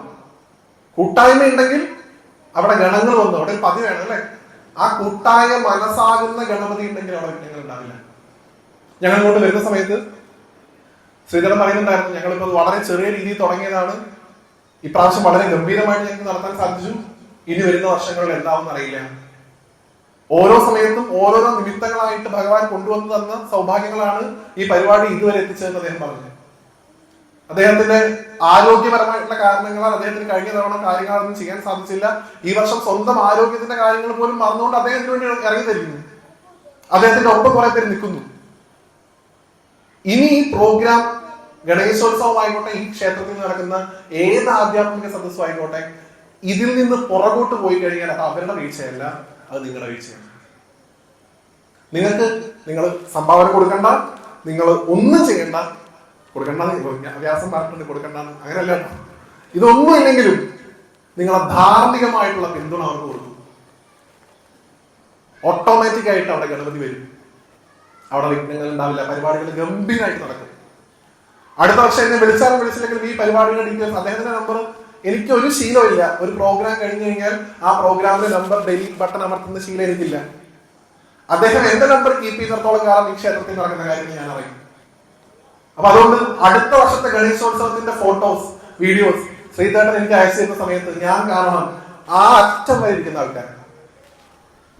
അത് കാണിക്കാൻ ഗുരുവായൂരപ്പൻ നിങ്ങളെ അകം വഴിക്ക് സഹായിച്ചുകൊണ്ടിരിക്കുന്നു. നോക്കൂ, ഒരു ചെറിയ ഭാഗം പറഞ്ഞ് അവസാനിപ്പിക്കുകയാണ്. ഇന്നലത്തെ പ്രോഗ്രാം ഞങ്ങൾ വരുമ്പോൾ സംസാരിക്കുന്നത്, ഇന്നലെ അവിടെ പ്രഭാഷണം നടത്തേണ്ട നന്ദേട്ടന് വരാൻ സാധിച്ചില്ല. അദ്ദേഹത്തിന് ആരോഗ്യപരമായിട്ടുള്ള കാരണങ്ങൾ വരാൻ സാധിച്ചില്ല. ഒരു പരിപാടിയും നടക്കണ്ടാത്തൊരു ദിവസമായിരുന്നു ഇന്നലെ അല്ലെ. അവർക്ക് തോന്നി, അവരുടെ മനസ്സിൽ ഗുരുവായൂരപ്പൻ തോന്നിപ്പിച്ചു ബിജുവിനെ വിളിക്കാം, അദ്ദേഹത്തെ കൊണ്ട് 2 പാട്ട് പാടിക്കാം, നന്ദേട്ടൻ വരുമ്പോ ഒരു ആദരവ് കൊടുക്കാം. അപ്പൊ കുറച്ചേരം എൻഗേജ്ഡ് ആയി. നന്ദേട്ടന്റെ പ്രഭാഷണമായി. നന്ദേട്ടൻ വരില്ല എന്ന് പറഞ്ഞപ്പോ ആ സദസ് നിന്നുകൊണ്ട് എനിക്ക് നാരായണത്തപ്പന്റെ മുമ്പിൽ പാടാൻ ഒരു അവസരം കിട്ടിയല്ലോ, അതിനേക്കാൾ വലുതായിട്ട് എനിക്ക് ഒന്നും വേണ്ട എന്ന് പറഞ്ഞ ഏലു ബിജു എന്ന് പറയുന്ന കലാകാരന്റെ മുമ്പിൽ ഞാൻ സാഷ്ടാംഗം നമസ്കരിക്കും. എന്തുകൊണ്ടാണ് ബിജുവിനെ കൊണ്ട് അത് പറയിപ്പിച്ചേ? ആ മനുഷ്യരുടെ അർപ്പണബോധമാണ് അത് പറയിപ്പിച്ചത്. നിങ്ങൾ ഒരു സ്റ്റെപ്പ് വെച്ചാൽ ഗുരുവായൂരപ്പൻ 10 സ്റ്റെപ്പ് ഇങ്ങോട്ട് വെക്കും. പക്ഷെ ഒരു സ്റ്റെപ്പ് നമ്മൾ വെക്കണം. ഇപ്പൊ നിങ്ങൾ വെച്ചിട്ടുണ്ട്, ആ വെച്ച സ്റ്റെപ്പ് പുറകിലേക്ക് പോവാതെ എങ്ങനെയാണോ ഒരു 18 ദിവസം നീണ്ട യുദ്ധത്തെ നാരായണ സേന അപ്പുറത്ത് ഉണ്ടായിട്ട് പോലും ഭഗവാൻ ജയിപ്പിച്ചത്, അതുപോലെ കൃത്യമായിട്ടുള്ള ഭൗതിക വിദ്യാഭ്യാസമുള്ള നിങ്ങളുടെ മക്കളൊക്കെ നല്ല സ്കൂളുകളിലും നല്ല യൂണിവേഴ്സിറ്റിയിലൊക്കെ പോയി പഠിക്കട്ടെ, നല്ല ജോലി, നല്ല പ്ലേസ്മെന്റ് അവർക്ക് കിട്ടട്ടെ. ഞാൻ ഈ ആധ്യാത്മിക പ്രഭാഷണം പറയാൻ വരുന്നത് ടെക്നോ പാർക്കിൽ നിന്നാണ്. എനിക്ക് നല്ലൊരു IT പ്രൊഫഷണൽ ജോലിയുണ്ട്. ഞാൻ ശനിയും ഞായറും വെള്ളിയൊക്കെയാണ് പ്രഭാഷണങ്ങളൊക്കെ ചെയ്യുന്നത്. എനിക്കൊരു ജോലി ഉണ്ട് അവിടെ. സോ എന്റെ കരിയറിൽ എനിക്ക് കൊണ്ടു നടക്കാൻ പറ്റുന്ന ഗുരുവായൂരപ്പൻ അനുഗ്രഹം കൊണ്ട് നിങ്ങളെ പോലുള്ള സജ്ജനങ്ങളെ കണ്ട് സംസാരിക്കാൻ സാധിക്കുന്നു. സജ്ജനങ്ങളെ കാണുന്ന നേരത്ത് നാണം കൈവിട്ട് കുപ്പി സ്തുതിക്കണം എന്നാണ് പൂന്താനം പാടിയിട്ടുള്ളത്. അതുകൊണ്ടാണ് ഞാൻ നിങ്ങൾ എപ്പോഴും നമസ്കരിച്ചുകൊണ്ട് സംസാരിക്കുന്നത്. അപ്പൊ രണ്ടും നമുക്ക് വേണം. നമ്മുടെ ആധ്യാത്മിക പാരമ്പര്യത്തെ നമുക്ക് മുറുകെ പിടിക്കണം, നമ്മുടെ ഭൗതിക വിദ്യാഭ്യാസം ഉൾപ്പെടെയുള്ള കാര്യങ്ങളും നമുക്ക് കൊണ്ടുപോകണം. അങ്ങനെ ഈ ധർമ്മത്തെ മുന്നോട്ട് കൊണ്ടുപോകാൻ ഒരു അവസരമാക്കി നിങ്ങൾക്ക് ഈ വിനായക ചതുർത്ഥി മാറ്റാൻ സാധിക്കട്ടെ എന്ന് ഗുരുവായൂരപ്പനോട് പ്രാർത്ഥിച്ചുകൊണ്ട് നിങ്ങളുടെ എല്ലാവരുടെയും അനുവാദത്തോടു കൂടി ഈ പ്രഭാഷണം എത്ര കണ്ട് നന്നായില്ല, ഇതിന്റെ ഒന്നും വിലയിരുത്തലിലൊന്നും ഞാൻ നിങ്ങൾക്ക് അതിലൊന്നും, അതൊക്കെ നിങ്ങളുടെ പാദങ്ങളിൽ കിടക്കുന്ന പൂക്കളാണ്. നിങ്ങൾക്കത് സ്വീകരിക്കാതിരിക്കാം. പക്ഷെ ഈ കേട്ട ഒരു അമ്മയ്ക്കെങ്കിലും, ഒരു ചേട്ടനെങ്കിലും, ഒരു അനിയൻകുട്ടനെങ്കിലും എനിക്ക് എന്റെ ധർമ്മത്തെ ഇനിയെങ്കിലും അനുസരിക്കണം എന്നൊരു തോന്നൽ നിങ്ങളുടെ മനസ്സിലുണ്ടാക്കിയിട്ടുണ്ടെങ്കിൽ അതും ഗുരുവായൂരപ്പന്റെ അനുഗ്രഹമായി കണ്ടുകൊണ്ട് ആ നാരായണത്തപ്പനായിരിക്കുന്ന ആ ഗുരുവായൂരപ്പന്റെ മുമ്പിൽ ഇന്ന് ഒരു കാളിയൻ പാമ്പിന്റെ തലയിൽ കയറി നിന്നുകൊണ്ട് നൃത്തം ചെയ്യുന്ന അലങ്കാരത്തിലാണ് ഗുരുവായൂരപ്പൻ ആ ഗുരുവായൂർ ശ്രീലകത്ത് നടക്കുന്നത്. അഹങ്കാരമാകുന്ന 5 തലയുള്ള സർപ്പത്തിന്റെ മുകളിൽ കയറി നിന്ന് നൃത്തം ചെയ്യുന്ന ഭഗവാൻ കാളിയൻ ഭഗവാനോട് ചോദിക്കുന്നുണ്ട്, ഇനി ഞാൻ എങ്ങനെ രമണകത്തിലേക്ക് പോകും? എന്നെ കണ്ടാൽ ഗരുഡൻ കൊത്തില്ലേ? ഞാൻ ഇനി ഇവിടെ തന്നെ ജീവിച്ചോട്ടെ എന്ന് പറയുമ്പോൾ ഭഗവാൻ തിരിച്ചു പറയുന്നുണ്ട്, നിന്റെ തലയിൽ ഇപ്പോൾ എന്റെ കാൽപ്പാടുകളുണ്ട്, ഒരു ഗരുഡനും ഇനി നിന്നെ ഉപദ്രവിക്കില്ല. ചവിട്ടാണെങ്കിലും അനുഗ്രഹമായിട്ട് കണ്ടുകൊള്ളൂ. ഗുരുവായൂരപ്പന്റെ ചവിട്ട് കൊള്ളാൻ വേണം ഭാഗ്യം. ആ ചവിട്ട് ഒരു അനുഗ്രഹമാണ്. എന്തിനാണ് എന്റെ ഭഗവാനെ എന്നെ കഷ്ടപ്പെടുത്തുന്നത്? എന്തിനാണ് എന്റെ ഭഗവാനെ ഇങ്ങോട്ട് നരകിപ്പിക്കുന്നത്? ഭഗവാൻ നിങ്ങളെ നരകിപ്പിക്കില്ല, ഭഗവാൻ നിങ്ങളെ കഷ്ടപ്പെടുത്തില്ല. ആ ഭഗവാന്റെ ചവിട്ട് ഭാവിയിലേക്ക് നിങ്ങളുടെ ജീവിതം നല്ലൊരു ജീവിതമാക്കി മാറ്റാനുള്ള അനുഗ്രഹമായിട്ട് കണ്ടുകൊള്ളൂ. ചെറിയ പ്രയാസങ്ങൾ ഉണ്ടാവും. ഒരിക്കലും ഒരു ഭാഗത്തും ഒരു കുട്ടി എടുത്ത് കരഞ്ഞു, ഒരു കുട്ടിയെ നമ്മൾ ഒക്കത്ത് വെക്കുമ്പോൾ ആ കുട്ടി ചിലപ്പോൾ കുറെ കരയും, ചിലപ്പോൾ കുറെ വികൃതി കാണിക്കും. ആ കുട്ടിയെ താഴ്ന്നിടരുത്. അങ്ങനെയുള്ള നിങ്ങളുടെ ഒക്കത്തിരിക്കുന്ന കുട്ടിയാണ് ഗുരുവായൂരപ്പൻ. ആ ഗുരുവായൂരപ്പൻ തന്നെയാണ് ഈ നാരായണത്തമ്പലത്തിൽ നിങ്ങളുടെ മുമ്പിൽ ഇരിക്കുന്നത്. ആ ഭഗവാനെ മനസ്സറിഞ്ഞ് സ്നേഹിക്കാൻ നിങ്ങൾക്ക് സാധിക്കട്ടെ. നിങ്ങളുടെ മനസ്സാകുന്ന വെണ്ണക്കുടം ഗുരുവായൂരപ്പൻ സ്വീകരിക്കും. നിങ്ങളുടെ മനസ്സാകുന്ന വനമാല ഗുരുവായൂരപ്പൻ സ്വീകരിക്കും. ആ വെണ്ണക്കുടവും ആ വനമാലയൊക്കെ സ്വീകരിച്ചുകൊണ്ടിരിക്കുന്ന ആ ഗുരുവായൂരപ്പന്റെ സന്നിധിയിൽ ഇരുന്നുകൊണ്ട് മഹാഗണപതി ഭഗവാനെ കുറിച്ചും ഗുരുവായൂരപ്പനെ കുറിച്ചും സജ്ജനങ്ങളായി നിങ്ങളോട് സംസാരിക്കാൻ കിട്ടിയ ഒരു അവസരത്തെ ഗുരുവായൂരപ്പന്റെ കാൽപാദങ്ങളിൽ ഒരു താമരപ്പൂവായി സമർപ്പിച്ചുകൊണ്ട് ഈ എളിയ പ്രഭാഷണത്തെ നാരായണത്തപ്പന്റെ മുമ്പിൽ സമർപ്പിക്കുന്നു. സദത്ര ഗോവിന്ദനാമ സങ്കീർത്തനം.